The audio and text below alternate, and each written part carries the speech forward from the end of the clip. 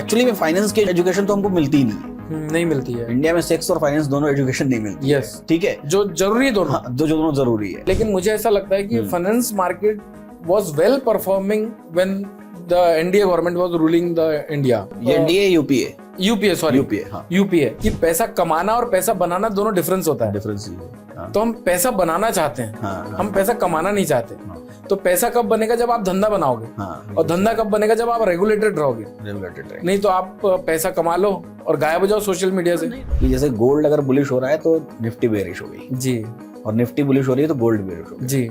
लेकिन ये ट्रेंड अब खत्म हो चुका है। जो दिखता है वो होता नहीं है, हाँ। और जो होने वाला होता है वो दिखाया नहीं जाता। लेकिन इक्विटी मार्केट आज ही भागी है, आज भी भागी हुई है। तो आज क्यों नहीं बोल रहे वो लोग? जब 4 दिन पहले टूट रही थी तब तो क्रूड ऑयल का डंडा, तब तो क्रूड ऑयल का गाना गा रहे थे। अच्छा, गोल्ड तब भी महंगा लगता था, और गोल्ड आज भी महंगा लगता है जी। क्या इसके पीछे क्या साइकोलॉजिकल रीजन है? गोल्ड अभी बुल रन पे है और बुलिश ही रहेगा क्या? मुझे लगता है कि अगर यहाँ से कोई करेक्शन ट्रिगर हुआ तो मैं कुछ पॉइंट्स बोल सकता हूँ जिस पॉइंट के नीचे जाने के बाद बाजार मंदे हो सकते हैं। लेकिन वो ऐसा होता है ना कि जैसे ऑप्शन को तो मैं बहुत डीपली स्टडी करता हूँ। आप तो खतरनाक चैंपियन हो आप। तो जब तक आपको पता चलेगा ना कि ये बैंक निफ्टी के 12 शेयर में से 7 बुलिश हैं, तब तक बैंक निफ्टी 400 पॉइंट ऊपर रहेगी। जो 6 जून का लो था वो था 21,182 का। 21,182। ये तो पता है हमको 21,182 एक तगड़ा सपोर्ट है। लेकिन उसके एक दिन पहले कहां पर था? 22,500 पे। अच्छा। और 22,900 के आसपास का हाई लगाकर वो 21,182 का लो लगाया था। ठीक है। तो हिस्टोरिकल लेवल्स देखना बहुत इंपॉर्टेंट होता है। तो ये एक बहुत इंपॉर्टेंट सवाल है कि हिस्टोरिकल वैल्यू जो इतिहास में हुआ वो आज दोबारा होगा, इसकी क्या गारंटी है? अभी की गवर्नमेंट से हम सब खुश तो हैं। क्यों? मुझे ऐसा लगता है खुश होने की सबसे बड़ी एक वजह है अपोजिशन में ऐसा कोई लीडर नहीं जो फेस बन के आ सके बाहर। What is the basic difference? एकदम बेसिक डिफरेंस, एकदम जो वन लाइनर सबको समझ में आ जाए कि फंडामेंटल एनालिसिस और टेक्निकल एनालिसिस दो अलग अलग चीजें होंगी। दोनों में क्या सबसे बेसिक डिफरेंस है? सबको पता है इंडिकेटर क्या है, बिल्कुल सही। सबको पता है हैंडल शोल्डर क्या है, सबको पता है दोजी कैंडल क्या है, हाँ, सबको पता है इन्वर्टेड हैमर क्या है। हाँ, जो सबको पता है वो नहीं होता है मार्केट में। नहीं होगा तो होगा क्या? जैसे अगर वो एकदम स्टीप ऐसे बनी हुई है तो इसका मतलब शार्प फॉल एक्सपेक्टेड है। अगर वो ऐसी बनी हुई है, देखो एक तो ये हो गया और एक ये हो गया, तो अगर ऐसी बनी हुई है तो इसका मतलब वो फॉल लिमिटेड है। अगर मार्केट एक क्लासरूम होती, पूरा बाजार, सबसे शरारती स्टूडेंट कौन होता? सभी को नमस्कार है, सभी को अभिनंदन है। कैसे हैं सभी लोग? उम्मीद करते हैं सभी लोग अच्छे हैं और जीवन का आनंद ले रहे हैं। पॉडकास्ट की इस सीरीज में आज बातें बहुत सारी होने वाली हैं। बहुत दुविधाजनक बातें भी होने वाली हैं और बहुत सुविधाजनक बातें भी होने वाली हैं। कमोडिटीज के बारे में भी बात करेंगे हम लोग, सेबी से रिलेटेड रेगुलेशंस पे भी बात करेंगे हम लोग, रिसर्च के बारे में भी बात करेंगे, क्योंकि मेरे साथ हैं लगभग 20 इयर्स एक्सपीरियंस्ड अमित जैन साहब, जो कि आए हैं पुणे से और सेबी से रजिस्टर्ड रिसर्च एनालिस्ट हैं और जबरदस्त एक्सपीरियंस रखते हैं बाजार में। तो सीधे उन्हीं के पास चलते हैं। लेकिन उससे पहले आपके लिए एक टास्क है, वीडियो को लाइक कर लीजिए, इन्वेस्टिंग डेली चैनल को सब्सक्राइब कर लीजिए और बेल आइकन प्रेस कर दीजिए, क्योंकि ये वीडियो देखिएगा, पूरा मजा आने वाला है, बहुत सारी बातें वाली है। जैन साहब, बहुत बहुत स्वागत है आपका। उम्मीद करता हूं कि आप बहुत अच्छे हैं। और बताइए सर कि पहले तो आपकी कंपनी का नाम बड़ा इंटरेस्टिंग है, वहीं से शुरू करते हैं। जी, बाय द वे यूजर्स को तो एक्चुअली बहुत मजा आने वाला है, क्योंकि जैसा हमारा बैकएंड पे बात हुआ, आपकी और मेरी जर्नी लगभग सेम है, स्ट्रगल सेम है। तो आज एक्चुअली अपने स्ट्रगल्स को हम लोग शेयर करेंगे, बताएंगे लोगों को, क्योंकि जो रुक गया वो टिक गया। तो अपनी कोशिश रहेगी कि लोगों को रोक के रखने की बाजार में। बिल्कुल। कंपनी का नाम इंटेलिसिस है। इंटेलिसिस 2 शब्दों से बना हुआ है, एक इंटेलिजेंट और एक सिस्टम। ओके। तो इंटेलिसिस, इंटेलिजेंट का इंटेली निकाला हुआ है और सिस्टम का सिस निकाला हुआ है, तो इस तरह से बना हुआ है इंटेलिसिस।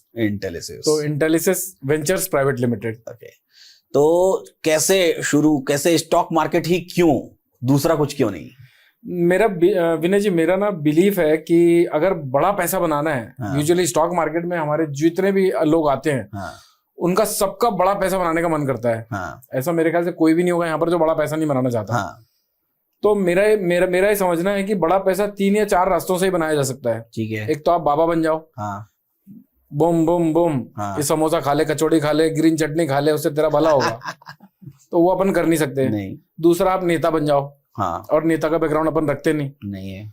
तीसरा स्टॉक मार्केट है, जहां से आप अगर आपने एथिकल, लॉजिकल, अंडरस्टैंडिंग के साथ काम किया तो आप मोटा पैसा बना सकते हैं। समंदर है, जितना पैसा लेके आना चाहो ला सकते हो, लेकिन रूल्स के साथ, नियमों के साथ। तो आपको कौन लेके आ गया स्टॉक मार्केट में? कोई लेके आया या खुद ही कहीं से रास्ता बनाते पहुंच गए? नहीं, लेके आया था। मैं एक्चुअली 2004 में मैंने कुछ 40-50 हजार रुपए इकट्ठे किए थे और मुझे म्यूचुअल फंड में इन्वेस्ट करना था। तो म्यूचुअल फंड में इन्वेस्ट करने के लिए अब हमारे पास एक ही ऑप्शन होता था, बैंक वगैरह को फोन करो, वहां से किसी बंदे को बुलाओ और म्यूचुअल फंड में इन्वेस्ट कर दो। किसी बंदे को बुलाया हुआ था, वो बंदे फॉर्म, डेस्टिनी होती है सब। देखो आज आप लोग अगर यहाँ पर हमारे जो भी व्यूअर्स आए हुए हैं वो अगर ये पॉडकास्ट देख रहे हैं तो उनकी डेस्टिनी ये है स्टॉक मार्केट। ये मेरा बिलीफ है, मैं डेस्टिनी बिलीवर हूँ। तो मैं एक बंदे को फोन किया, बैंक वाले को, कि भाई मेरे को म्यूचुअल फंड में इन्वेस्ट करना है, तो आप थोड़ा आ जाओ, मेरे को गाइड कर दो और मेरा पैसा इन्वेस्ट करवा दो। स्टूडेंट लाइफ में 30-40 हजार रुपए भी बहुत हुआ करते थे। बिल्कुल। उसी दरमियान मुझे मेरे सीनियर का फोन आया, हु वाज प्रैक्टिसिंग सीए, मैं भी सीए कर रहा था उस दौरान। तो मेरा जो भी सर्कल रहा है वो मोस्टली सीए से अराउंड रहा है। तो उन्होंने बोला कि अमित एक काम कर, तू उधर इन्वेस्ट मत कर, आज मेरे पास आजा, आज उस बंदे को वापस भेज दे जिसको तूने बुलाया हुआ है। अच्छा। तो उसको बोला मैंने, भैया कल आजा, उनके पास गया।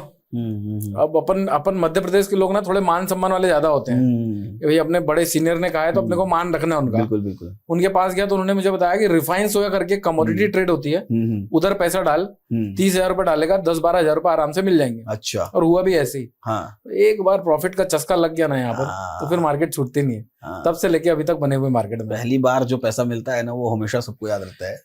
मुझे भी पहली बार मुझे याद है कि 500 रुपए का प्रॉफिट हुआ था, एग्जैक्ट 500 रुपए का प्रॉफिट हुआ था, और वो मैंने विड्रॉल भी किया था, और वो 500 रुपए जो आए थे ना, उसका सुकून अलग ही था। मैंने भाई एक और चीज बोलना चाहूंगा कि जो लोग, मेरा सिर्फ एक्सपीरियंस बेस्ड है, सिंस आप भी ट्रेडर कम्युनिटी के बहुत क्लोज हैं और मैं भी बहुत क्लोज हूँ, तो मेरा ये मानना है कि अगर आपने पहला सौदा किया है और अगर वो प्रॉफिट में है तो आपका स्ट्रगल बहुत तगड़ा होने वाला है। और अगर आपने लॉस कर दिया है तो शायद आपकी जर्नी स्मूथ रहेगी। 50% लोग तो वहां से बाहर हो जाएंगे ना, लॉस हो जाएंगे। 50% लोग बाहर भी हो जाएंगे। कौन लड़ने के लिए बचेगा? कौन जो जिसको पहले में प्रॉफिट मिला है। हाँ, लेकिन वो एक्चुअली होना नहीं चाहिए, पहला लॉस होना चाहिए, मेरा ऐसा मानना है। लॉस हो गया तो फिर आप समझोगे ना, वो अंदर रहता है यार मेरा पैसा कैसे चला गया, मैं तो यहाँ पर पैसा बनाने आया था, मेरा पैसा गया कैसे। फिर इंसान सीखना चालू करता है, फिर अंडरस्टैंडिंग होती है, क्लैरिटी आती है। अब तो यार एकदम खतरनाक जमाना है, यानी आप लैपटॉप खोलो, कोई वीडियो डालो, आपको कोई भी डाउट है आप सिर्फ गूगल बाबा को बोल दो, वो आपको सारे डाउट्स क्लियर करके देगा। सोशल मीडिया पे दो तरह की बातें हैं। पहला तो देखिए, दो तरह के लोग बेसिकली होते ही हैं इस मार्केट में। एक तो ट्रेडर और बिहाइंड द सीन जो लोग काम कर रहे हैं, दैट इज डिफरेंट थिंग। दो तरह के लोग कौन से होते हैं? एक ऐसा व्यक्ति जिसको कि सिर्फ ऐसी बातें चाहिए कि भाई यहां खरीदना है और यहां बेचना है और यहां से पैसा बनाना है जी, दैट्स ऑल। मतलब कि आज मैं शुरू कर रहा हूं, मतलब मैंने अगर 10,000 रुपए लगाया तो मेरा 10,000 रुपए 5 करोड़ रुपए भले ही बन जाए जी, लेकिन वो 10,000 का 9,000 कभी नहीं होना चाहिए। बराबर है, पहली बात। और दूसरा ये कि एक जो झेल रहा है इस मार्केट को साल भर, 1.5 साल, 2 साल, 3 साल, 5 साल, वो कैसे भी करके सरवाइव कर रहा है, बस जिंदा है इस मार्केट में। और फिर ऑल ऑफ सडन उसका एक टाइम आया, वो बूम, ब्रेकआउट टाइम आया, वो बूम कर गया। ये दो तरह के लोग हैं। क्या डिफरेंस है दोनों तरह के लोग में? और आप जब ऐसे ट्रेडर से इंटरेक्ट करते हैं तो आपके मन में क्या ख्याल आता है? आप कैसा सोचते हैं उनके बारे में? और क्या लगता है कि इसको किस कॉन्टेक्स्ट में देख सकते हैं आप? नहीं, मेरा ऐसा मानना है कि देखिए, जो भी ट्रेडिंग कम्युनिटी में आ रहा है, एक तो ट्रेडर सबको बनना चाहिए मार्केट में, पहला तो ये है। बिल्कुल सही। ऐसा नहीं सोचना चाहिए, ऐसा हमने देखा है लोगों को बोलते हुए कि इन्वेस्टिंग अच्छी है, ट्रेडिंग मत करो, लेकिन बॉस 100 में से कितने लोगों के पास इन्वेस्टिंग करने के लिए पैसा है? मेरे ख्याल से हर कोई गोल्डन स्पून लेके पैदा नहीं हुआ है, तो उसको कहीं ना कहीं ट्रेडिंग में इन्वॉल्व होना पड़ेगा, कैपिटल जनरेट करनी पड़ेगी और उसी को इन्वेस्टिंग करना चाहिए। नो डाउट, ये सर्कल को भी पूरा करना है। ट्रेडिंग करो, कैपिटल जनरेट करो और उसको इन्वेस्टिंग में कन्वर्ट कर दो। तो ट्रेडिंग करना जरूरी है। लॉजिकली हमको पता है कि 95% लोगों को ट्रेडिंग करनी पड़ेगी। जो गोल्डन स्पून लेके पैदा हुए उनकी बात अलग है।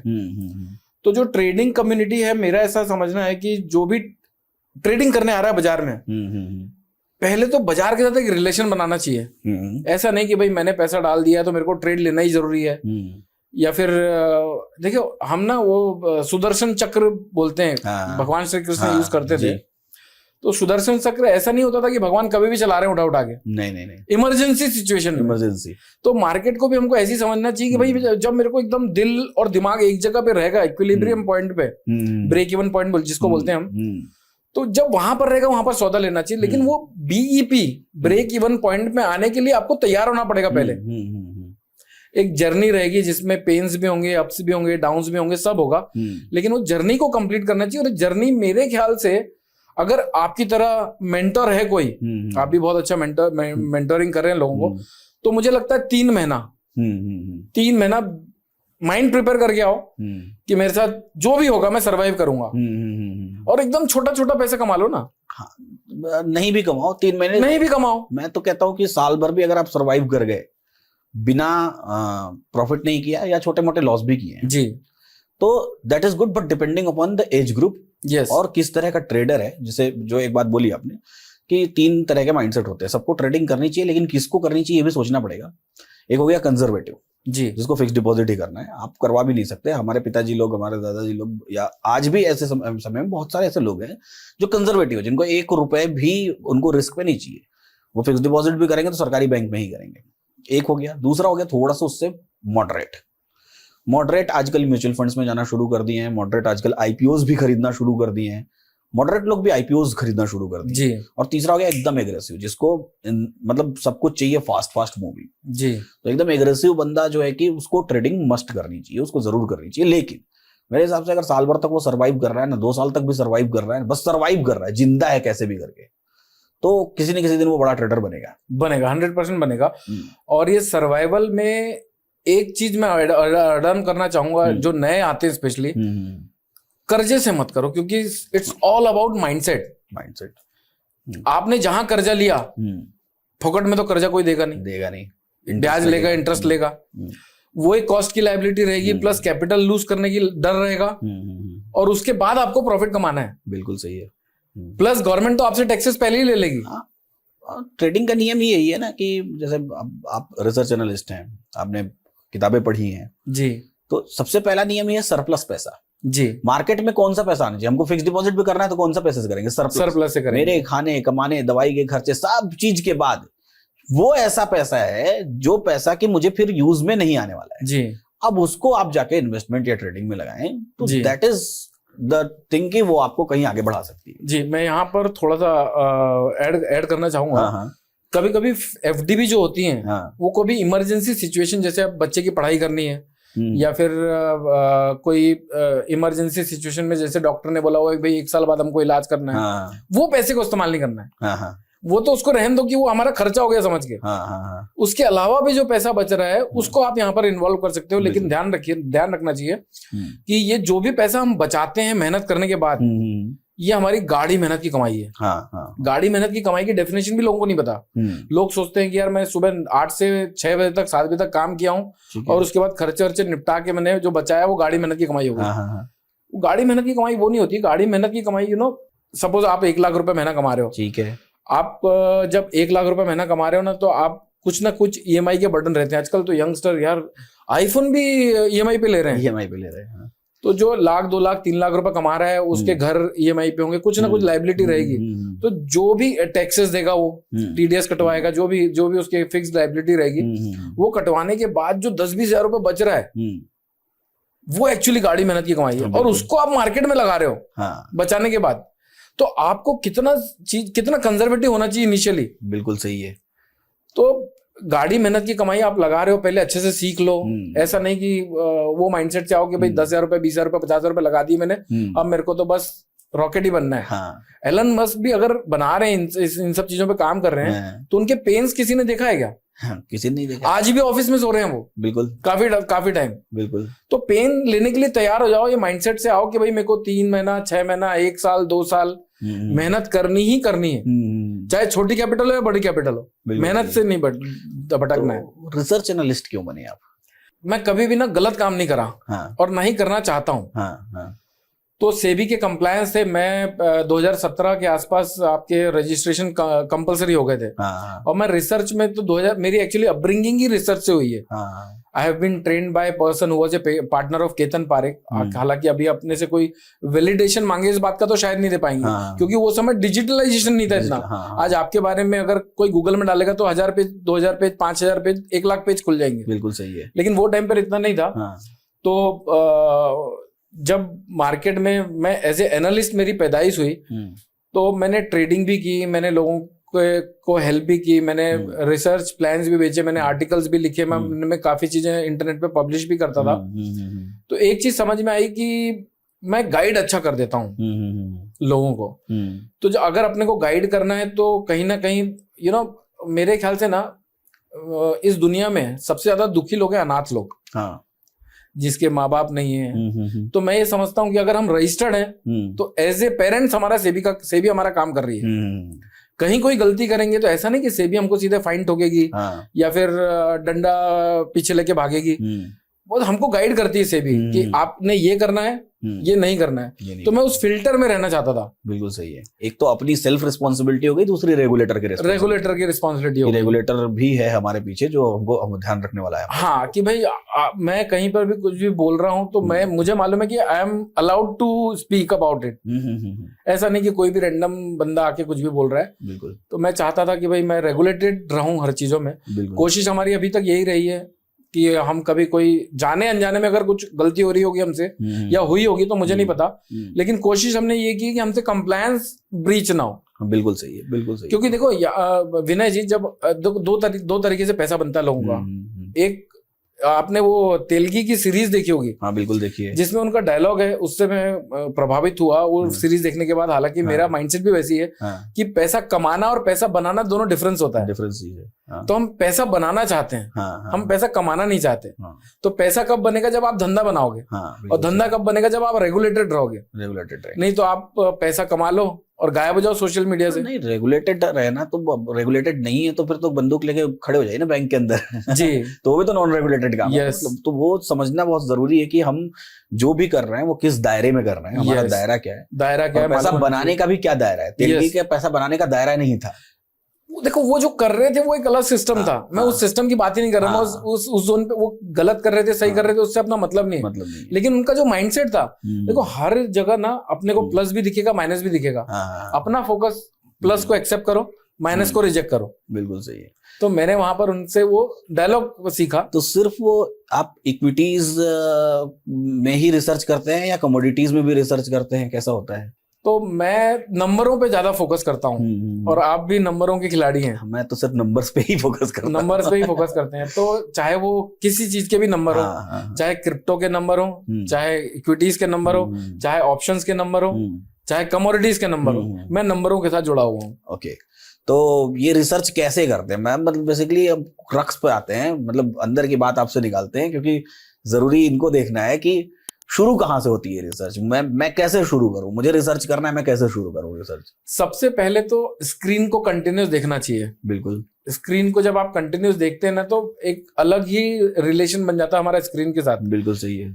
कई बार आपने देखा होगा नए नए लोग भी आके ना 4-8 दिन बाद बोलने लगते हैं कि यार मेरे को ऐसा लग रहा है। वो लग रहा है क्यों बोलते हैं, उनकी गलती नहीं है। हालांकि ये एक्सेप्टेंस लाना कि मेरे को लग रहा है वो गलत है, कि मैं जो बोलूंगा वही होगा, बायस्ड होना।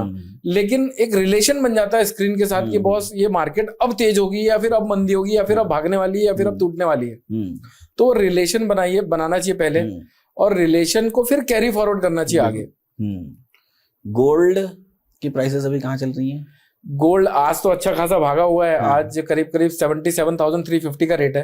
पहले ऐसा कहते थे, हमने किताबों में पढ़ा है और हमने एग्जाम में भी दिया है, कि जैसे गोल्ड अगर बुलिश हो रहा है तो निफ्टी बेरिश हो गई जी, और निफ्टी बुलिश हो रही है तो गोल्ड बेरिश हो गई जी। लेकिन ये ट्रेंड अब खत्म हो चुका है एक साल से। क्यों ऐसा? इसके पीछे क्या रीजन है? देखिए अभी ना मार्केट के डायनामिक जो सबको पता है वो एक दिन चेंज हो जाएगा। जो सबको पता है वो एक दिन चेंज हो जाएगा। क्योंकि मैं एक चीज कहता हूँ, एक फ्रेज कहता हूँ, काफी सालों से कह रहा हूँ, जो दिखता है वो होता नहीं है और जो होने वाला होता है वो दिखाया नहीं जाता। बिल्कुल। तो इतने डायनामिक चेंज हो रहे हैं। हमने कोरोना के बाद से बहुत कुछ चेंज होते हुए देखा है। यानी डॉलर इंडेक्स देखेंगे आप, रुपया देखेंगे आप, सब कुछ अपने अलग ही जोन पे चल रहा है। कोई इतना, नो डाउट एक पॉइंट ऐसा आएगा जब वो ब्रेक इवन पॉइंट पे मैच करना होगा, लेकिन वो कब मैच करेगा, साल बाद, 2 साल बाद, 3 साल बाद, वो आप और हम नहीं जान सकते, कोई भी नहीं जान सकता। वो इकोनॉमिक फैक्टर होते हैं। अगर हम इकोनॉमिक फैक्टर की बात करने बैठ गए तो ये पूरा दिन खत्म नहीं होगा ये पॉडकास्ट। तो डायनामिक, ये हम एक्सेप्ट कर लो कि अभी ये डायनामिक चेंज हो गए। इक्विटी मार्केट एक अलग सिनेरियो में है, गोल्ड सिल्वर अपने अलग सिनेरियो में, क्रूड ऑयल अलग सिनेरियो में। आज भी मैं देख रहा हूं कि टेलीविजन पे देखता हूं, काफी सारे लोग बताते हैं कि इक्विटी मार्केट टूट रही है, उसकी 5 रीजन। अच्छा। उसमें से एक ये भी जोड़ देते हैं, क्रूड ऑयल प्राइसेस बढ़ गए। यानी आज से 1 साल पहले, 2 साल पहले जो चीजें चल रही थी, नो डाउट आगे भी चलती रहेंगी, लेकिन अभी सेग्रीगेटेड हो गई हैं। तो हमको एक्सेप्टेंस लाना पड़ेगा कि बॉस अभी ये दोनों अलग अलग तरीके से चल रहे हैं, तो ये चलते रहेंगे।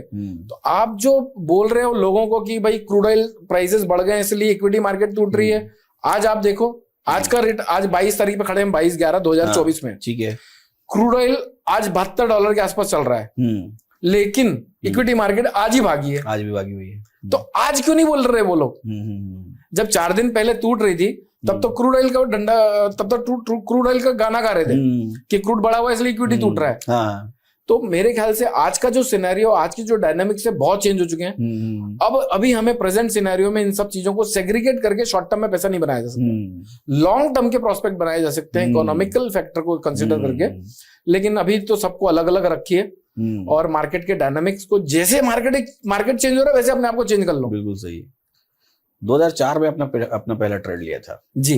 निफ्टी तो उस समय कुछ भी नहीं थी, है ना जी। 2004 से 2014 जी, और एक अलग गवर्नमेंट थी जी। 2014 से 2024 एक अलग गवर्नमेंट है जी। तो कंपेयरिंग विद द गवर्नमेंट्स, आपने मार्केट को कैसे बदलते हुए देखा है पिछले 20 सालों में? देखिए, जब अभी तो हम बीजेपी सरकार रूल कर रही है, तो बीजेपी के टाइम मेरे ख्याल से पॉलिटिकल ना हो जाए कहीं। नहीं, हम बायस्ड नहीं होना चाहते, क्योंकि मेरा ऐसा मानना है कि मार्केट बुल रन, यानी अभी ना, नो डाउट अभी की गवर्नमेंट से हम सब खुश तो हैं। क्यों? मुझे ऐसा लगता है खुश होने की सबसे बड़ी एक वजह है, अपोजिशन में ऐसा कोई लीडर नहीं जो फेस बन के आ सके बाहर। लेकिन जब मैं किसी पार्टी को सपोर्ट नहीं करता हूँ, ये सिर्फ मेरा पर्सनल ओपिनियन है, और ना ही इसके बेस पे मैं किसी को क्रिटिसाइज करना चाहता हूँ। पॉलिटिकली कोई लेना देना नहीं है, हम फाइनेंशियली बात करते हैं। हाँ, लेकिन मुझे ऐसा लगता है कि finance market was well performing when the NDA government was ruling the India. हाँ, यानी उस समय ना एनडीए यूपीए तो यूपीए गवर्नमेंट के टाइम पर बाजार इतने सारे एक्सपैंड किए हैं। नो डाउट अभी मोदी सरकार ने भी काफी कुछ चेंजेस किए हैं, लेकिन उसके इफेक्ट बहुत लॉन्ग टर्म में दिख सकते हैं। कंडीशन कि यही पार्टी को रूल करते रहे, क्योंकि आपने डीमोनेटाइजेशन देखा, अपन ने जीएसटी देखा, तो ये डिजिटलाइजेशन इतना, इसको आज से पहले तो जीपे वगैरह का हम कोई सोचते भी नहीं थे। तो अब चीजें अलग तरीके से जा रही हैं, लेकिन ये लॉन्ग टर्म जाने के लिए इसी सरकार को कंटिन्यू रखना पड़ेगा। तब तो हम आने वाले हो सकता है अगला टर्म बहुत अच्छा रहे। लेकिन ये जो पिछले 2 टर्म में भी हमने एवरेज रिटर्न निकाले हैं मार्केट से, ऐसा नहीं कि बहुत फोड़ दिए। वो कोरोना काल के बाद जो मार्केट में आया है वो बढ़ा दिया जो मार्केट को, उसकी वजह से हमको लग रहा है कि गवर्नमेंट की पॉलिसीज की वजह से मार्केट बढ़ गया है, लेकिन ऐसा है नहीं। अच्छा, वो तो मार्केट टूटा था। हाँ, वो बाद में सब चीजें, अभी आप कोई भी गाड़ियों की बुकिंग कराओ, हाँ। 1-1, 2-2 साल की वेटिंग पीरियड पे चल रहा है। डिमांड ज्यादा है, सप्लाई भी है। लेकिन वहां पर एक बात और है बिहाइंड द सीन की, मैंने सुना है कि बहुत सारी ऐसी कार्स हैं जी, उनकी इन्वेंट्री बहुत ज्यादा बढ़ गई है। मैंने टाटा मोटर्स के बारे में भी सुना, मारुति के बारे में भी सुना, और हुंडई के बारे में भी सुना। नहीं, आज आपकी इन्वेंट्री अभी उनके पास बहुत सारी नहीं, लेकिन आप बुकिंग करने जब जाते हैं तो आपको इमीडिएटली डिलीवरी दे रहे हैं? नहीं दे रहे हैं, लेकिन नहीं दे रहे हैं। वो दोनों कॉन्ट्राडिक्ट हैं बातें एक दूसरे की। वो उनकी मार्केटिंग स्ट्रेटेजी है या क्या है? डिलीवरी तो इमीडिएट नहीं मिल रही है, क्योंकि अभी नहीं, मार्केटिंग स्ट्रेटेजी इस तरह से तो नहीं रखेंगे वो। उसकी वजह सिंपल ये है कि हमारे पास अल्टरनेटिव ऑप्शंस बहुत हैं। कि अगर आप कोई कार लेने जा रहे हो तो आपको सेम सेगमेंट, सेम फीचर, अगर आप हार्डकोर उसके फैन हो तो आप वही गाड़ी के लिए वेट करोगे, वरना दूसरे ऑप्शन मार्केट में है। सही है। तो मेरे को ऐसा लगता है कि वो स्ट्रेटेजिकली ऐसा कुछ प्लान नहीं होगा। एक्चुअली डिमांड ज्यादा है, सप्लाई कम है, तो ये एक्चुअली कोरोना के बाद ही ज्यादा हुआ है। चलिए आते हैं वापस हम लोग गोल्ड पे और क्रूड ऑयल पे जी। तो 2004 में भी गोल्ड देखते थे आप? मतलब जब शुरू किया तो गोल्ड देखा आपने? गोल्ड का भाव उस समय था 7,800 रुपए के आसपास था। नहीं इनफैक्ट नहीं 7,800 चांदी थी। 5,400 गोल्ड था। चांदी 7,800 और गोल्ड 5,400 रुपए। 2009 आते आते लगभग 15,000 रुपए 18,000 रुपए के 2011 के आसपास 10-11 के आसपास 20,000 को क्रॉस कर चुका था। 20,000 को क्रॉस कर चुका था। जिस दिन वो 18,000 को क्रॉस किया उसके बाद से आज तक 18,000 का भाव नहीं देखा हमने। अच्छा, गोल्ड तब भी महंगा लगता था? गोल्ड आज भी महंगा लगता है जी। क्या इसके पीछे क्या साइकोलॉजिकल रीजन है? देखिए, गोल्ड अभी हमने 4 साल में पिछले इतना कुछ देखा है ना पॉलिटिकली। सब हुकूमत सही चाहते हैं। यानी रशिया यूक्रेन का वॉर देखा हमने। अब इनफैक्ट अभी भी चल ही रहा है, वो खत्म होने का नाम ही नहीं ले रहा वो। और इतने सारे, अभी कोरोना काल सबसे खतरनाक एग्जांपल था। तो गोल्ड के कुछ भी चीजें ऐसी इतनी वैल्यूएबल नहीं है जो गोल्ड है। आज अगर इकोनॉमी खराब हो रही है तो उसके अगेंस्ट में इकोनॉमी को कॉम्पनसेशन करने के लिए कोई ना कोई चीज की वैल्यू बढ़ानी पड़ेगी। बिल्कुल, नहीं तो बैलेंस शीट खराब हो जाएगी। ठीक है। तो बैलेंस शीट, तो जब भी हम अनसेफ जोन पे जाते हैं तो गोल्ड की डिमांड बढ़ जाती है। कहीं ऐसा तो नहीं कि जब इकोनॉमी सही हो जाए तो गोल्ड के भाव गिर जाएंगे? नहीं, मुझे ऐसा तो नहीं लगता कि गोल्ड के, अभी देखो प्रॉब्लम्स तो होती रहेंगी, नहीं तो बनाते रहेंगे लोग। अभी आप और हम नहीं जानते कि रशिया और यूक्रेन एक्चुअली कितने सीवियरली पार्टिसिपेट कर रहे हैं वॉर में। हम तो मीडिया प्रिंट में देख रहे हैं ना। बिल्कुल सही है। अभी कोरोना जो था वो 19 में आ गया था। ठीक है। लेकिन हमारे यहाँ पर उसके इफेक्ट कब आए? 20 में। और वो भी कब आए? मार्च में आए। क्यों आए? क्यों नहीं नवंबर में आए? ठंड भी थी या जिस हिसाब से साइकिल आया होगा। इसीलिए नहीं, उसके एक दो रीजन है। एक तो आपने एक चीज आप जानते होंगे कि जो भी चाइना में आर्टिकल्स पब्लिश होते हैं, मैगजीन्स पब्लिश होती हैं, या फिर उनका जो साइबर सिक्योरिटी है, वो आप हिंदुस्तान का बंदा वहां पर रह रहा है तो भी वहां से यहाँ खबर नहीं पहुंचा सकता। इतना खतरनाक है। तो वहां से तो सबसे पहले खबर ही बाहर नहीं आ रही थी कि ऐसा कुछ है। इफ इन बट चल रहा था सबके बीच में। बिल्कुल सही है, नहीं है, होगा नहीं होगा कुछ बड़ा, लेकिन हुआ। उसके बाद मुझे ऐसा लगता है कि फरवरी के आसपास कंफर्मेशन आ गई थी कि कुछ तांडा हो सकता है आगे। और बाजार उसको डिस्काउंट करने लगा था, क्योंकि वही टाइम पर लाइफ टाइम हाई मारा था उसने। मुझे आज भी आंकड़ा याद है, 12,419 का हाई मारा था निफ्टी ने, और उसके बाद 7,500 तक गिरा था। 7,500। तो उस समय फरवरी में इसलिए नहीं गिरा क्योंकि ट्रम्प साहब का विजिट था अपने इंडिया में। अच्छा, गुजरात में। वही केमचो गुजरात। हाँ जी। ट्रम्प साहब का विजिट था फरवरी में 2020 में। तो उस चीज को डिले किया गया। और फिर जब वो वापस चले गए यहाँ से, फिर उसके बाद मार्केट में उसके इफेक्ट देखने को मिले। तो काफी चीजें ऐसी है ना कि हमारी सोच से परे हम समझ नहीं सकते। हमको नंबर को समझना पड़ेगा। वो नंबर आपको सब बताएंगे कि बॉस ये ओवरबॉट टेरिटरी है, यहाँ से कुछ कांड हो सकता है, या फिर यहाँ से कंटिन्यूएशन पे चल सकता है। अभी क्या लगता है, अभी के समय में गोल्ड कैसे टेरिटरी में है? गोल्ड अभी तो नो डाउट बुलिश है। और एक बड़ी अच्छी चीज है कि आज से जो पिछली अपनी ये गई थी, कौन सा त्योहार होता है, अक्षय तृतीया।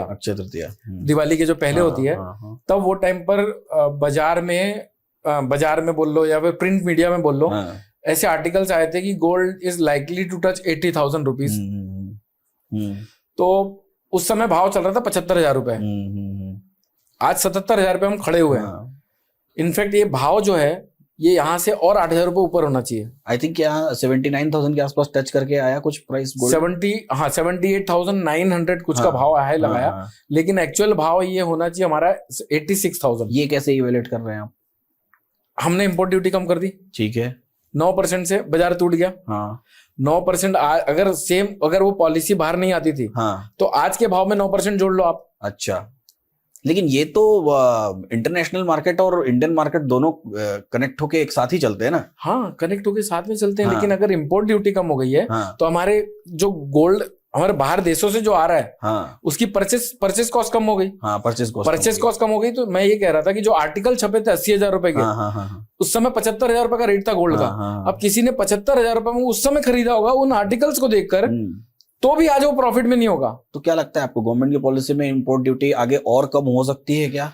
अभी बजट तक तो कोई पॉसिबिलिटी नहीं है, और बजट में भी कुछ पॉसिबिलिटी नहीं है। इनफैक्ट जो है कांस्टेंट रहेगा। और मुझे ऐसा लगता है, अभी आपने जैसा मुझे पूछा कि गोल्ड अभी बुल रन पे है और बुलिश ही रहेगा क्या, तो मुझे लगता है कि अगर यहाँ से कोई करेक्शन ट्रिगर हुआ तो मैं कुछ पॉइंट्स बोल सकता हूँ जिस पॉइंट के नीचे जाने के बाद बाजार मंदे हो सकते हैं। जैसे आज 77,000 रुपए का रेट चल रहा है, 74,900 का रेट अगर कट जाता है तो हो सकता है 72,000 70,000 रुपए की रेट देखने को मिले। अगर ये आंकड़ा नहीं कटता है तो 80,000 रुपए के पार दिखता है एक बार। अच्छा, लेकिन मुझे ऐसा इंपोर्ट ड्यूटी के मामले में लगता है ना कि कहीं ना कहीं गवर्नमेंट अपनी पॉलिसीज में, जैसे अभी सीक्वेंस ऑफ द ईयर्स पिछले 3 साल हम लगातार बजट को देखें तो उससे मुझे ऐसा लगता है कि कहीं ना कहीं गवर्नमेंट अपनी पॉलिसीज में इन गोल्ड रेट्स को गल्फ कंट्रीज के बराबर करना चाहती है जी। मतलब इंपोर्ट ड्यूटी को और लगभग ऑलमोस्ट जीरो तक लेके आना चाहिए, जीरो तक लाना चाहती है, ताकि वो जो इंपोर्ट एक्सपोर्ट और वो जो गेम चल रहा है वो पूरे गेम को गवर्नमेंट किसी न किसी तरीके से वो पूरे जो कार्टेल है ना उसको खत्म कर पाए। तो कहीं ना कहीं ऐसा लगता है मुझे। लेकिन अभी जो ट्रेंड चल रहा है ना ये मुझे बहुत चिंताजनक लगता है क्रिप्टो का। क्रिप्टो, क्योंकि आप किसको क्या ट्रांसफर कर रहे हो कुछ समझता नहीं है। तो जो बैड एलिमेंट्स है हमारी सोसाइटी में वो हमेशा कोई ना कोई हथियार अपने पास रखते ही रखते हैं। तो अगर गवर्नमेंट के बाद दूसरा, दूसरे के बाद तीसरा, गवर्नमेंट अगर इसको ठीक भी कर ले या फिर इंपोर्ट ड्यूटी को मैनेज भी कर ले तो दूसरे तरीके से लोग नए चैलेंजेस आते रहेंगे।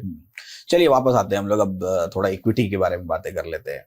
कैश, फ्यूचर या ऑप्शन, आपका क्या? सब अच्छा है, सब अच्छा है अपनी फितरत के हिसाब से। हाँ। आपकी फितरत क्या है? जैसा आपने स्टार्टिंग में कहा कि 3 टाइप के लोग होते हैं। एकदम सेफ जोन पे रहना चाहते हैं, दूसरा एक मॉडरेट होते हैं और एक एग्रेसिव होते हैं। तो एग्रेसिव तो एग्रेसिव सबको होना पड़ेगा अगर बड़ा पैसा कमाना है तो, बिल्कुल। लेकिन स्टार्टिंग सेफ से होनी चाहिए। मैं कहता हूँ मार्केट की टर्मिनोलॉजी को समझने के लिए पहले आप इक्विटी से स्टार्ट करना चाहिए। बिल्कुल सही है। स्टॉक के शेयर ले लो, भले ही 5,000 रुपए भी खाते में तो 5,000 रुपए में भी स्टॉक आते हैं, बिल्कुल आते हैं, ऐसा तो नहीं कि नहीं आते हैं। बिल्कुल। तो पहले मार्केट को समझो, मार्केट में प्लस कैसे होता है, माइनस कैसे होता है, लॉस का दुख क्या होता है, प्लस का सुख क्या होता है। प्लस के सुख में चौधरी नहीं बनना अपने को। चौधरी यानी वो कोई कास्ट नहीं, वो चाचा चौधरी वाले कि भाई मैं ही हूँ इस मार्केट का राजा। तो पहले तो आप ये सब समझो, उसके बाद धीरे धीरे आप अगर ऑप्शन की ट्रेडिंग करना है ना, ऑप्शन की ट्रेडिंग बड़ी आसान है। कैसे है? आपको, मुझे, पूरी दुनिया को पता है ऑप्शन जो ट्रेड कर रहे हैं या फिर जो कुछ टाइम से इन्वॉल्व है, ऐसा नहीं कि कल वाला बंदे की बात कर रहा हूं मैं। ऑप्शन जो ट्रेड हो रहा है निफ्टी का, वो 50 शेयर से ट्रेड हो रहा है और उसमें भी वेट सबको पता है किसका कितना वेट है इंडेक्स का। जैसे हम अगर रिलायंस इंडस्ट्री की बात करें तो 10% प्लस के आसपास का वेट है। तो अगर रिलायंस इंडस्ट्री 1% मूव कर जाता है तो हमारे इंडेक्स में उसका 0.10 का इफेक्ट आने वाला है, ये हमको सबको पता है। तो जब हम ऑप्शन में ट्रेडिंग कर रहे हैं तो सबसे पहले तो उन 50 कंपनियों को अच्छे से एनालाइज कर लो। अगर आप कभी कभी क्या होता है, सेक्टर रोटेशन बहुत चल रहे हैं अभी, तो आपको वहां से सेक्टर रोटेशन भी समझ में आएंगे कि भाई कौन सा संभाल रहा है निफ्टी को, एक्चुअली कुछ संभालना चाहता है या फिर कोई संभालना ही नहीं चाहता। तो जब आप 50 शेयर्स को या और बैंक निफ्टी की बात करें तो बैंक निफ्टी के जितने 12 शेयर और उनको आप स्टडी कर लो और फिर उसके बाद बैंक निफ्टी के ऑप्शंस पे काम करो। तो इक्विटी से स्टार्ट करो, फिर धीरे धीरे स्टॉक ऑप्शन पे जाओ। लेकिन वो ऐसा होता है ना कि जैसे ऑप्शन को तो मैं बहुत डीपली स्टडी करता हूँ। आप तो खतरनाक चैंपियन हो आप। तो जब तक आपको पता चलेगा ना कि ये बैंक निफ्टी के 12 शेयर में से 7 बुलिश हैं, तब तक बैंक निफ्टी 400 पॉइंट ऊपर रहेगी। नहीं, इसके लिए तो आपने कहा ना कि सर्वाइवल मोड पे जाना पड़ेगा। वो सर्वाइवल मोड ये सिखाएगा। आज की डेट में जब मैं स्क्रीन देखता हूँ, जैसे अब मुझे बैंक निफ्टी में अगर कुछ सौदा रिकमेंड करना है या फिर कुछ सौदा लेना है तो मैं सबसे पहले नजर मारता हूँ एचडीएफसी बैंक पे। एचडीएफसी बैंक क्या बोल रहा है? एचडीएफसी बैंक आज का जो रेट है 1741 के आसपास का था जब मैंने देखा था। 1740 राउंड अप पकड़ लेते हैं तो इसके स्ट्रॉन्ग सपोर्ट जोन है 1685 के आसपास। ठीक है। और अगर इस 1741 के ऊपर जो अभी रेट है इसके ऊपर स्टेबल रहता है तो और थोड़े पोटेंशियल ऊपर के बना लेगा। ये माइंडसेट क्लियर है। 1741 के ऊपर है तो बाजार थोड़ा तेज लगता है एचडीएफसी बैंक का। तो मैं बैंकिंग सेक्टर में उस दिन के लिए तो मंदी नहीं देखूंगा। ठीक है, 2-4 दिन वेट कर लो। हाँ बिल्कुल सही। यानी हर चीज नहीं करनी मार्केट में, करनी वो चीज है जहां पर दिमाग और दिल एक जगह पे हो। तो आप कुछ इंडिकेटर्स वगैरह इंट्राडे ट्रेडिंग के लिए इंट्राडे ही सिर्फ करते हैं या पोजिशनल भी, या मैंने सुना है कि कहीं आप 10-10 साल तक के भी रिसर्च करते हैं स्टॉक्स में? हाँ, पोटेंशियल निकालता हूँ। जैसे आज हमारे सोशल मीडिया में लोग बोल रहे हैं कि निफ्टी 21,000 आ जाएगी। ठीक है। 20,000 आ जाएगी। ठीक है। कोरोना काल जैसा क्रैश आ जाएगा।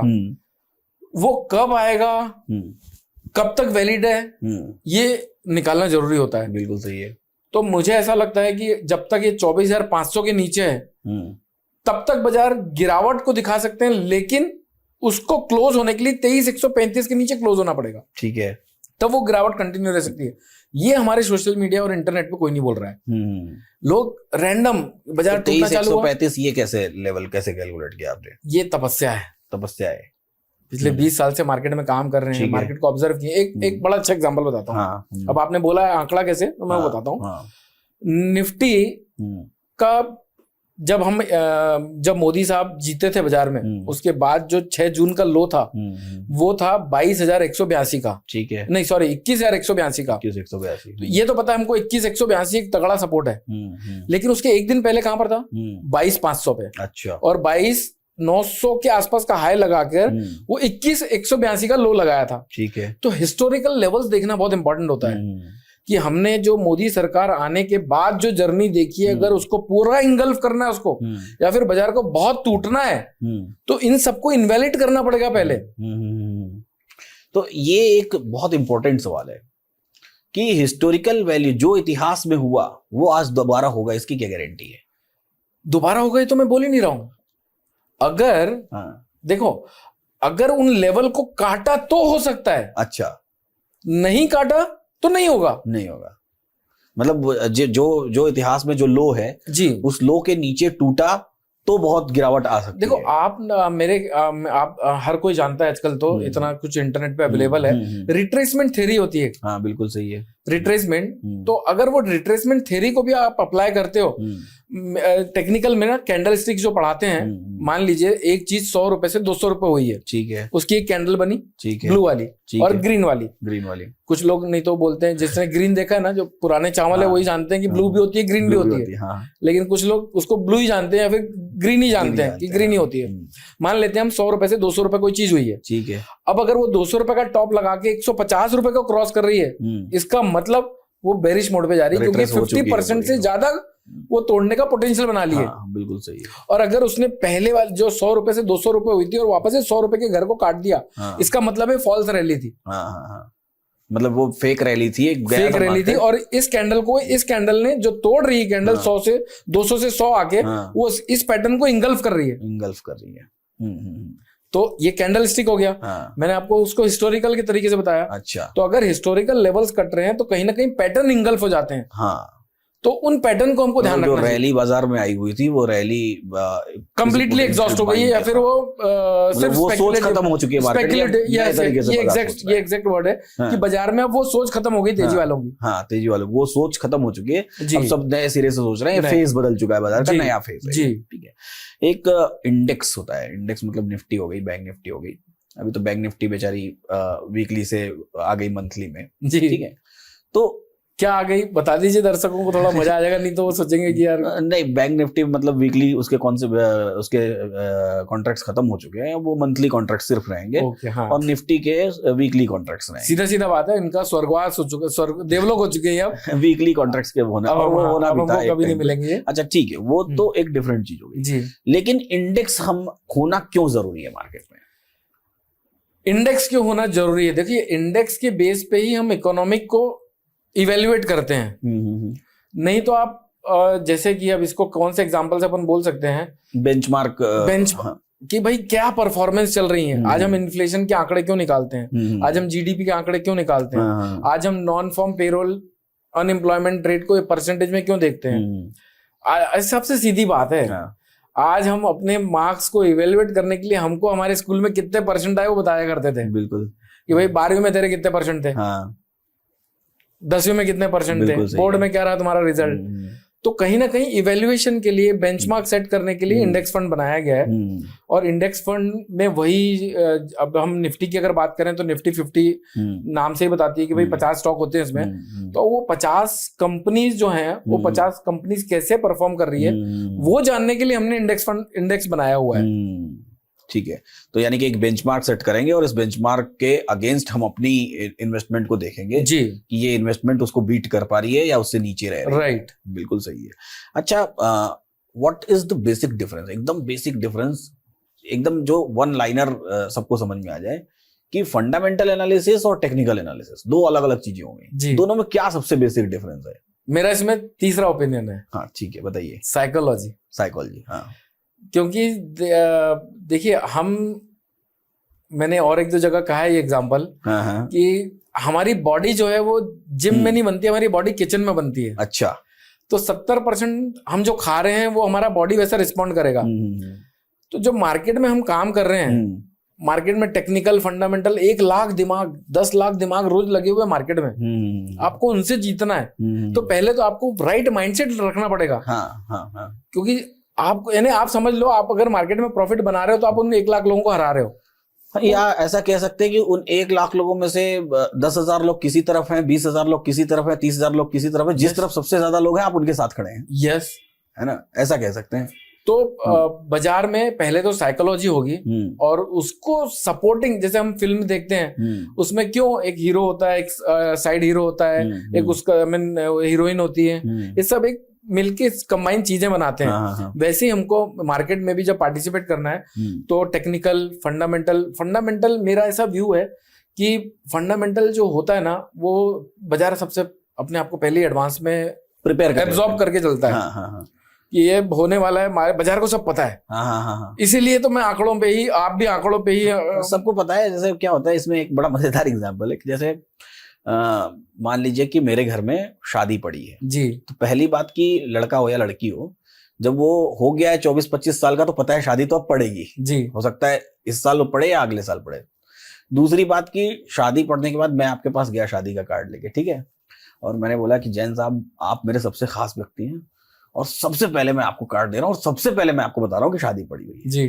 तो जैन साहब भी खुश हो गए, लेकिन क्या ये सही में मैं आपको सबसे पहले बता रहा हूँ? नहीं। जैन साहब को पता है कि मैं बोल तो रहा हूँ कि सबसे पहले आपको बता रहा हूँ, बट उसके पहले लड़के ने लड़की को देखा होगा, लड़की ने लड़के को देखा होगा, बातें चली होंगी, सब कुछ हुआ होगा और शादी की डेट फिक्स हुई होगी। तो इतनी सारी चीजें फैमिली में हो चुकी हैं और आसपास के लोगों को बखूबी वो पता होगा। मतलब बहुत सारे लोग ऐसे हो गए होंगे जो जानते हैं कि शादी पड़ी है। भले ही मैं एक्चुअल में कार्ड सबसे पहले आपके पास लेके आया, लेकिन उसके एवज में ढोल वाला भी बुक हो चुका है, नगाड़े वाला भी बुक हो चुका है, लॉन भी बुक हो चुका है, सब चीज हो चुका है। मतलब उससे रिलेटेड जो इकोनॉमिकल फैक्टर्स हैं वो सब खत्म हो गए, तब मैं आपके पास पहुंचा जी। अब आप बोले मेरे को कि अच्छा ये बताइए कि शादी पड़ गई तो कौन से लॉन में होने वाली, कार्ड मिलने के बाद मेरा एक लॉन है, आप उसको बुक करेंगे क्या? तो ऑब्वियसली नहीं होने वाला है जी। अगर सब कुछ होने के बाद मैं मार्केट में ट्रेड करने जा रहा हूँ तो ऑब्वियसली चीज है कि मैं गलत जगह पे हूँ। बहुत सही, बहुत सही, बहुत सही, बहुत अच्छे आसान तरीके से समझाया आपने। तो सही बात है कि जो दिखता है वो होता नहीं और जो होने वाला होता है वो दिखाया नहीं जाता। मार्केट के नंबर्स सब एब्जॉर्व करते हुए चलेंगे। तो फंडामेंटल को मैं थोड़ा वैल्यू कम ही देता हूँ, हाँ, लेकिन फंडामेंटल्स के थ्रू मैं ये जानने की कोशिश करता हूँ कि बाजार में लोग कहाँ ज्यादा होंगे और जहां लोग ज्यादा होंगे वहां मैं प्रेफर करूंगा ना रहने की।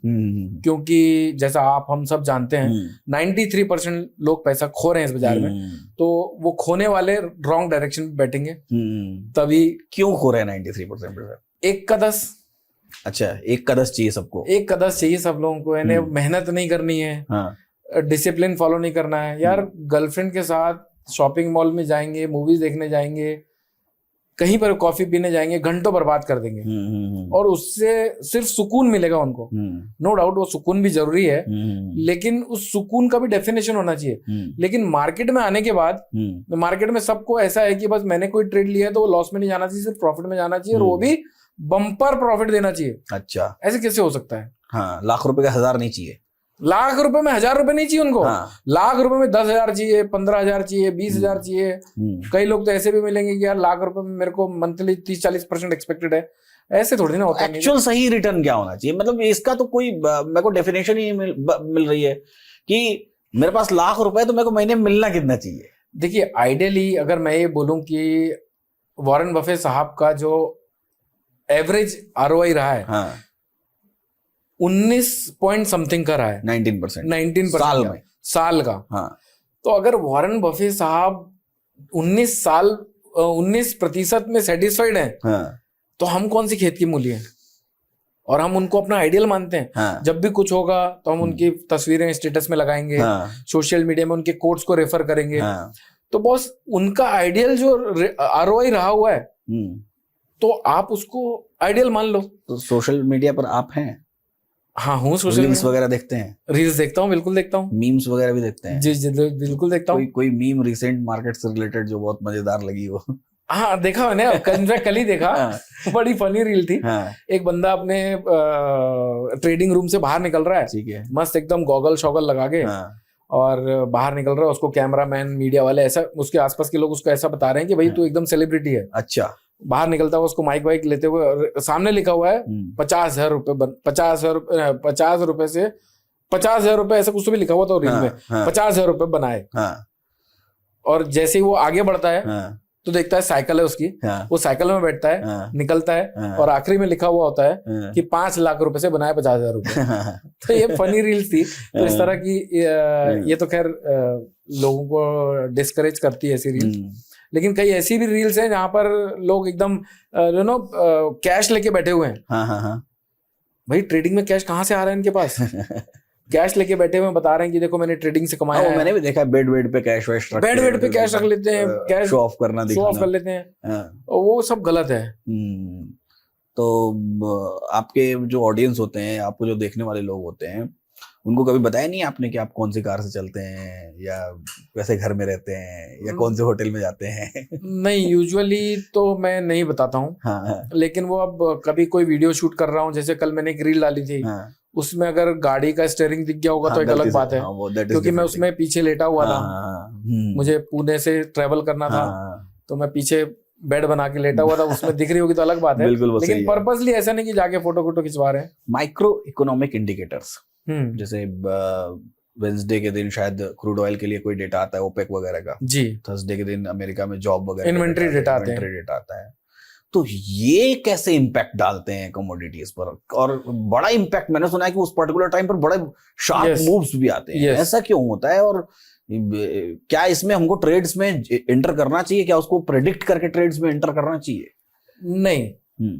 देखिए, पहली बात तो आपका ये क्वेश्चन है कि उसके इफेक्ट क्यों होते हैं इतने। सीधा डिमांड सप्लाई का कॉन्सेप्ट है कि अगर वहां इन्वेंट्री ज्यादा होकर रिलीज होती है डेटा, कौन सा डेटा है पहले उसके बारे में? जैसे क्रूड ऑयल का डेटा होता है, कमोडिटी से बहुत ज्यादा इत्तेफाक नहीं रखता। जैसे क्रूड ऑयल का डेटा होता है, क्रूड ऑयल की इन्वेंट्री कितनी है वहां पर, वो पब्लिश करते हैं वो लोग कि 2 मिलियन बैरल प्लस में है, या फिर लास्ट वीक कितनी थी, जैसे 2 मिलियन बैरल लास्ट वीक आई थी, ठीक है, इस बार 3 मिलियन बैरल आ गई। अच्छा। तो इसका मतलब इन्वेंट्री बढ़ गई है, मतलब मार्केट में खपत कम है, इन्वेंट्री ज्यादा है। अच्छा। अगर इन्वेंट्री ज्यादा है तो डिमांड कम है, डिमांड कम है तो प्राइसेस नीचे आ जाएंगे। हाँ।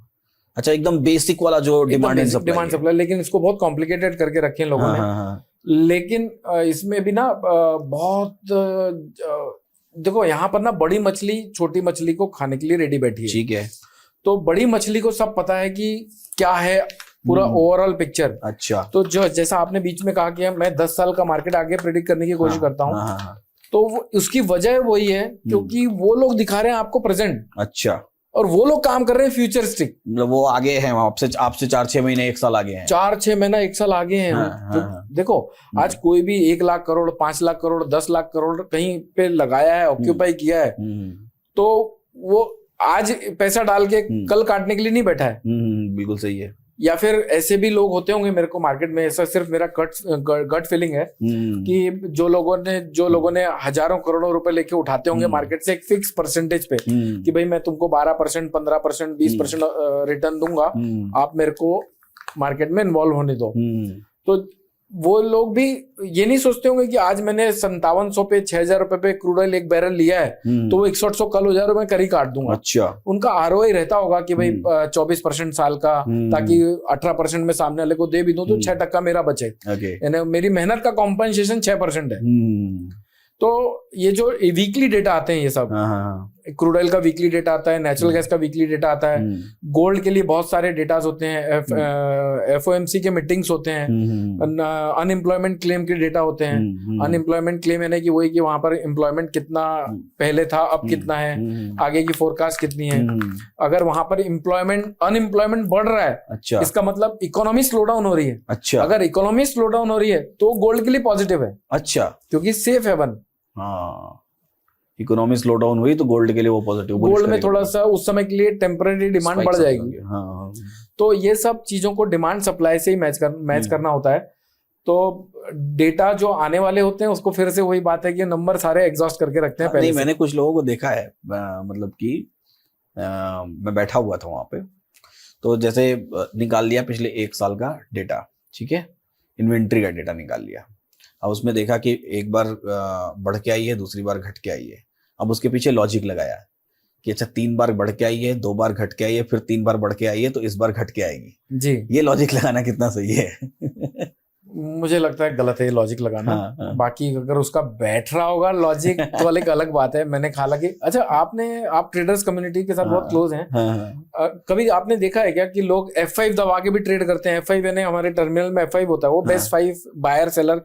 अभी मेरे ख्याल से कुछ ब्रोकर ज्यादा देते हैं ना, 25 टॉप बायर, पूरी लिस्ट आती है। अभी कितनी आ रही है? अभी भी मेरे ख्याल अभी 35 तक की लिस्ट, 35 तक की दे रहे हैं ना। मैंने ये भी देखा है कि लोग उसको खोलते हैं और देखते हैं यार यहाँ पर 1000 लोग 1000 लॉट लेने के लिए खड़े हुए हैं और यहाँ पर 10,000 लॉट बेचने के लिए खड़े हैं। तो आज सप्लाई ज्यादा है, आज हमको बेच के काम करना है। यानी इस लॉजिक पे भी लोग काम करते हैं।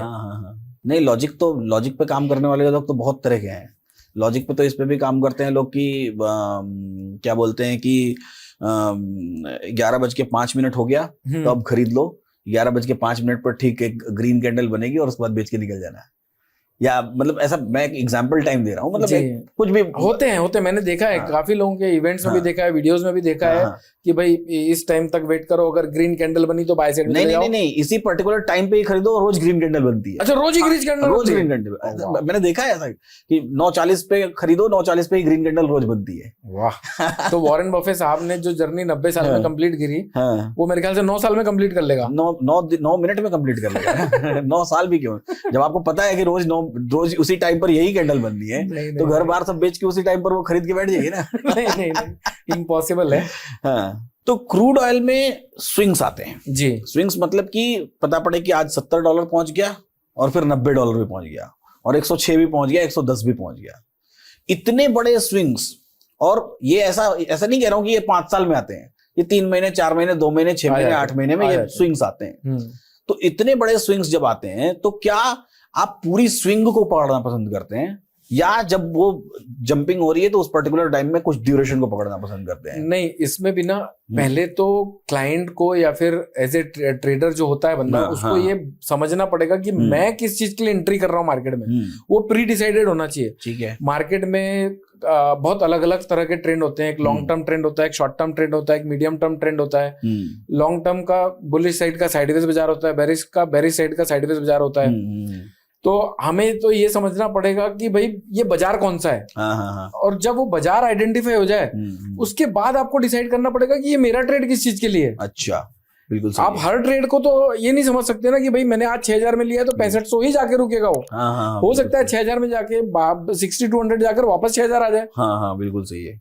तो उस जो पर्टिकुलर ट्रेड में आप ले रहे हैं वो उसके पीछे का लॉजिक क्या है, क्यों आपने एंट्री करी है, किस न्यूज पे आपने एंट्री करी, कौन सी स्टडी पे आपने एंट्री करी है, और उसके बाद आप उस टारगेट्स को बना सकते हैं। बिल्कुल। तो अभी जैसे कि आप क्रूड की बात कर रहे हैं, क्रूड ऑयल का अभी ओपेक का मीटिंग है दिसंबर में। ठीक है।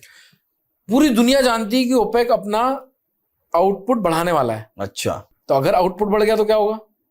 अगर बहुत ज्यादा इन्वेंट्री आएगी मार्केट में तो प्राइसेस ड्रॉप हो जाएंगी, क्योंकि डिमांड कम हो जाएगी। अगर डिमांड कम हो जाएगी और सब लोगों को पता है, सबको ये पहले से पता है कि सबको पहले से पता है कि ओपेक मोस्ट लाइकली अपना प्रोडक्शन कट करेगा, बढ़ा देगा। अगर बढ़ा देगा तो डिमांड कम हो जाएगी, प्राइसेस नीचे आ जाएंगे, तो हर कोई क्या करेगा? बेच के बैठेगा। तो आपको लगता है बाजार में इतनी आसानी से पैसा बन सकता है? नहीं, इतनी आसानी। मैं इसमें एक कहता हूँ, आई स्पाई गेम होता है, ठीक है, तो उसमें सामने वाला आके बोलता है धप्पा। जी। तो उसमें आपको या तो सामने वाले को ढूंढ लेना है कि वो कहाँ छिपा हुआ है, या तो वो छिप के आपको निकल के मारे धप्पा। ठीक है। तो मार्केट में पैसा किसका बनेगा पता है, या मार्केट कब मूव करेगा पता है? जब मार्केट आपको बोलेगा धप्पा। मतलब मार्केट को ऐसी खबर मिले जो मार्केट के लिए धप्पा हो कि सडन आपने दिया ये खबर मार्केट को। लेकिन अगर खबर ऐसी है कि जो पहले से, जो आपने बोला पहले सबको पहले जब मालूम है कहाँ छुपा तो जाके पकड़ लेगा, मार्केट रिएक्ट नहीं करेगा, वो तो पहले ही डिस्काउंट कर लेगा। तो ऐसे में क्या होगा विनय जी कि लोग जो तेजी में बैठे होंगे अपना सौदा काट लेंगे। बिल्कुल सही है। और जो मार्केट में फ्रेश सौदा करना चाहते होंगे वो बेच के काम करेंगे। तो मार्केट दोनों केस में अगर उल्टा रिएक्ट कर गया तो मैक्सिमम लोगों को नुकसान होगा, मैक्सिमम लोगों को। तो मार्केट हमेशा ये कोशिश करता है। तो मैं क्या बोलता हूँ इस इवेंट के बेस पे, अगर मार्केट को टूटना है तो मार्केट उस इवेंट की डेट तक जाएगा ही नहीं, पहले ही टूट जाएगा।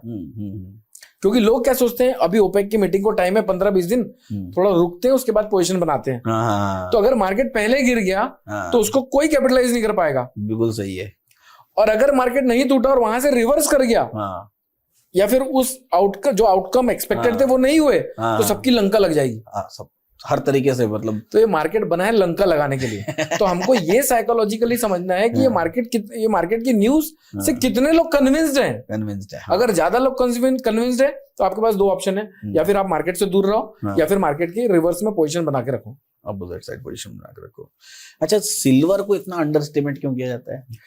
देखिए, सिल्वर जो है वो एक्चुअली इंडस्ट्रियल प्रोडक्ट भी है और बेस मेटल्स भी है। अच्छा, यानी गोल्ड की सौतेली बहन है और बेस मेटल्स की भी सौतेली बहन कह सकते हैं। अच्छा, क्योंकि जब जैसे इंडस्ट्रियल कमोडिटीज की डिमांड कम हो जाती है तो सिल्वर भी आउट परफॉर्म नहीं कर पाती, गोल्ड भाग रहा हो। अच्छा, जैसे अभी प्रेजेंट सिनेरियो में अगर हम देखें तो सिल्वर 1 लाख का भाव टेस्ट करके 91,000 रुपए पे आज खड़ी हुई है। अच्छा, 91,000 पे आ गई, 91,000 पे। गोल्ड 78,900 का भाव टेस्ट करके 73,500 हुआ और आज वापस से 77,000 पे खड़ा है। अच्छा, तो सिल्वर 88,000 से 91,000 तक आई है बस।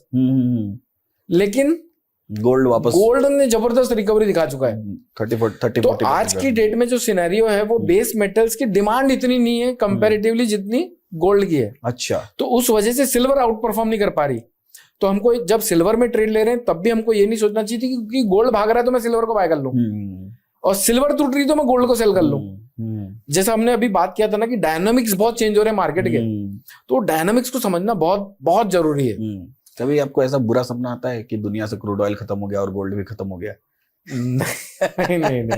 नहीं, ऐसा सपना नहीं आता। लेकिन मैं यहाँ पर एक चीज ऐड करना चाहूंगा, एक अच्छा एडवाइस होगा लोगों के लिए कि चाहे मैं ऐसे ट्रेडर कम्युनिटी में ऐसे लोग देखता हूँ, हमें फोन आते हैं, कस्टमर सपोर्ट हमारा बताता है हमको कि भाई एक फोन आ रहा है जिसको वो बोलते हैं कि मेरे को सिर्फ कॉपर में काम करना है, बाकी चीजों से मेरे को मतलब नहीं है।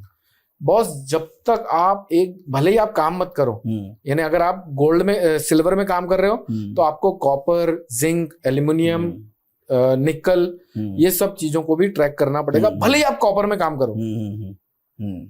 यानी आप अगर देखो, जब हम शादी करते हैं अपने बच्चों की, बिल्कुल सही, तो हम उसके माँ बाप को देखते हैं कि उनकी, उससे ये जज करते हैं कि उसकी अपब्रिंगिंग कैसी होगी। बिल्कुल सही है। उसके दोस्त यार देखते हैं, उसका एजुकेशन बैकग्राउंड देखते हैं, और उसके बाद हम रिश्ता तय करते हैं और उसके बाद शादी होती है। लेकिन शादी तो जीवन भर के लिए होने वाली है, महीने 2 महीने की पोजीशन के लिए भी इतना कुछ देखना जरूरी है। क्यों नहीं भाई, गाड़ी मेहनत की कमाई आपकी। आपने ऐसा थोड़ी कि एक दिन में कमाया, एक दिन में बचा लिया और एक दिन में पैसे लगा दिए बाजार में। आप जो पैसा बाजार में लगा रहे हो गाड़ी मेहनत की कमाई है। बिल्कुल सही है, आप उसको ऐसे नहीं रैंडम नहीं लगा सकते। तो यहाँ पर भी आप भले ही सिल्वर में काम कर रहे हो, लेकिन आप दूसरी चीजों को भी ट्रैक करो।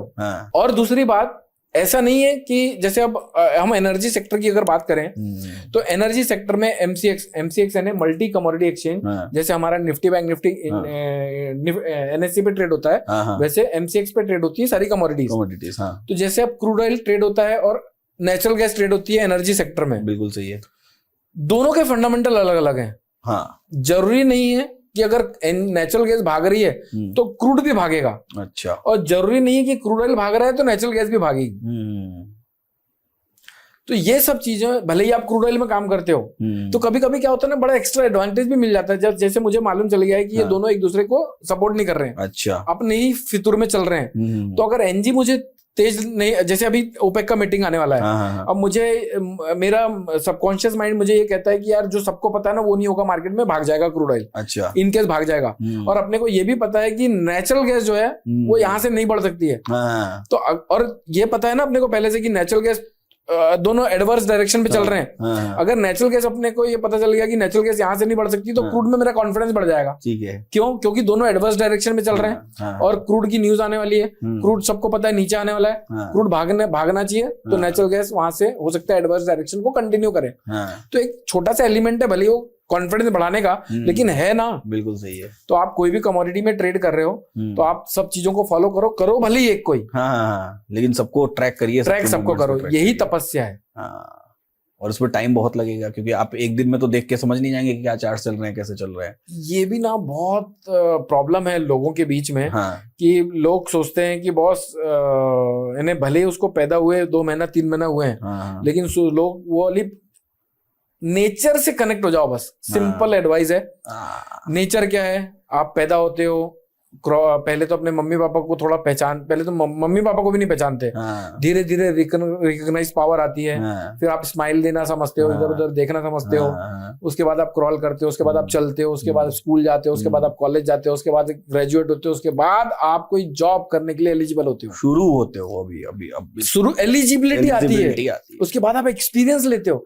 तो जब ये नेचर आपको ये चीज, नेचर ने जैसे आपको बनाया है, तो उसी नेचर को अपने अंदर कोई फसल भी है, कोई आम का पेड़ भी है, तो उसको लगने में टाइम होगा, तुरंत थोड़ा ही फल आना शुरू हो जाएगा, नहीं आना चालू हो जाएगा। आपको उसकी देखभाल करनी पड़ेगी, उसकी क्लाइमेट कंडीशन कैसी है, उसको सपोर्ट कर रही नहीं कर रही है, उसको बराबर खाद वाद मिल रहा है कि नहीं, बिल्कुल सही। उसके बाद आपको फल मिलेंगे ना। प्रकृति से कनेक्ट होना जरूरी है। और मेरा एक और समझना है कि विनय जी, इस दुनिया में सबसे वेल मैनेज्ड जगह कौन सी आप बता सकते हैं? सबसे वेल मैनेज्ड, जैसे कि स्कूल हो गए, जैसे कि इंडिया हो गया, जैसे कि यूएस हो गया। अब जैसे इंदौर जो जगह है वो इंडिया की क्लीनेस्ट सिटी है, वेल मैनेज्ड है।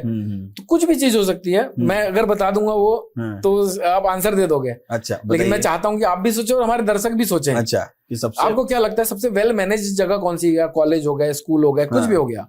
चलो एक हिंट देता हूँ आपको, ह्यूमन का इंटरवेंशन नहीं है वहां पर। अच्छा, ऐसी कौन सी जगह है जो वेल मैनेज्ड है? तो वैसे जंगल हो सकते हैं, जहाँ जंगल में एकदम मैनेज्ड रहती हैं। एकदम सही, जहाँ जंगल वेल मैनेज्ड है।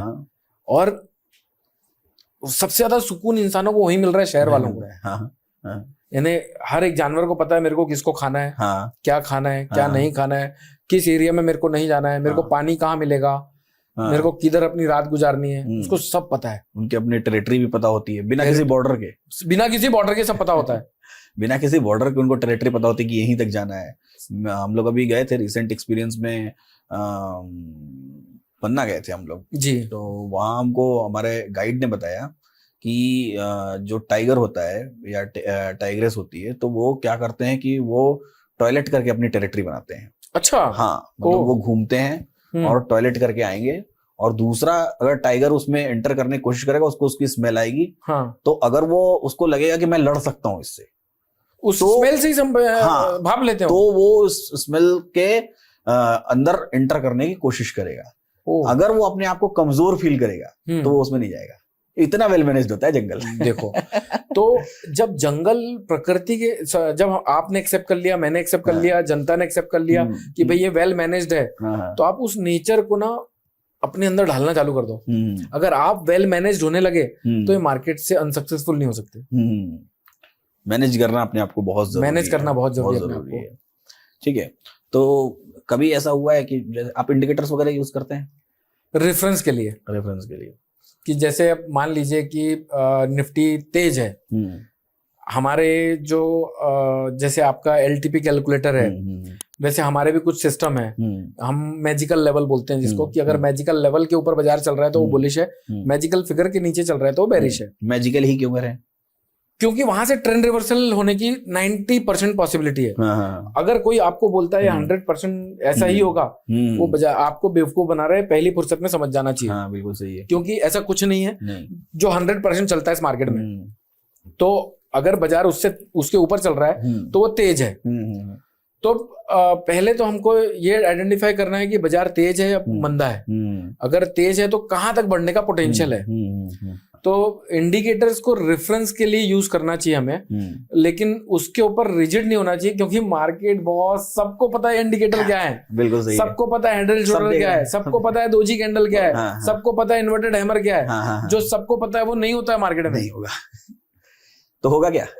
जो नहीं पता है। हाँ, तो आपने ना पहले तो एक रिलेशन बनाओ, साइकोलॉजी डेवलप करो, उसके बाद ट्रेंड आइडेंटिफाई करना सीखो, और वो ट्रेंड को राइड करना सीखो। बिल्कुल सही है। और इन सबकी कंफर्मेशन, नो डाउट, ऐसा नहीं मैं कहता कि टेक्निकल नहीं चलता है, टेक्निकल भी चलता है, लेकिन आपका टेक्निकल को चलाने के लिए सबसे पहले हमको कॉन्फिडेंस बढ़ाना पड़ेगा।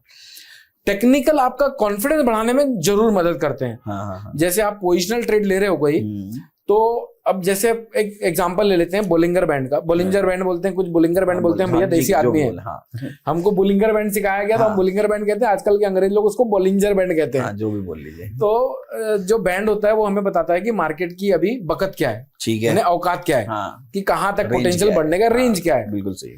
तो अगर मेरा सिस्टम मुझे बता रहा है कि निफ्टी यहाँ से पुल बैक देगी 24,100 तक जाएगी, तो क्या मेरे को कहीं बुलिंगर बैंड बता रहा है कि 24,100 तक के पोटेंशियल है? वीकली चार्ट में हो, मंथली चार्ट में हो, डेली चार्ट में क्या पोटेंशियल है?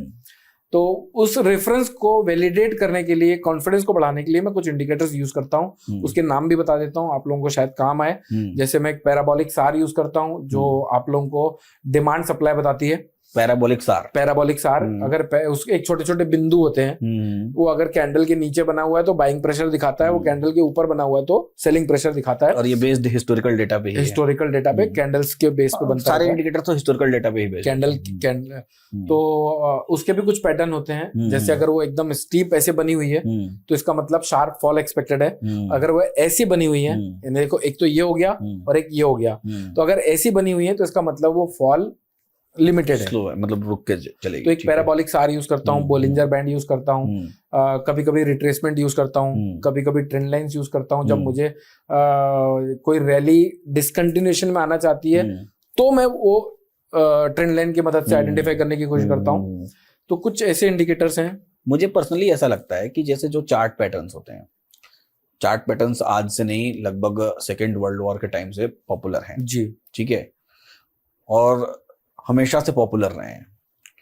इंडिया की इकोनॉमिक कंडीशन अलग है रेदर देन अगर हम कंपेयर करें अमेरिका की इकोनॉमिक कंडीशन अलग है, बिल्कुल अलग, बहुत डिफरेंस है। लोग जो ट्रेड करने वाले लोग हैं वो भी बहुत डिफरेंट हैं, अलग तरीके की सोच रखने वाले लोग हैं।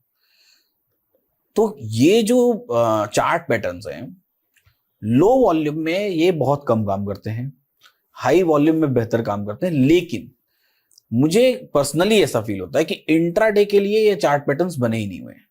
अगर आप down the time long term के लिए मार्केट को देखते हैं तो शायद ये चार्ट पैटर्न्स बेहतर। लेकिन नए लोगों के लिए कुछ तो बेस चाहिए ना एंट्री एग्जिट के लिए। तो नए लोगों के लिए आप एक जर्नी कंप्लीट करके आए हो। आपने साम दाम दंड भेद इस मार्केट में सब भुगता हुआ है, हमने भी भुगता है।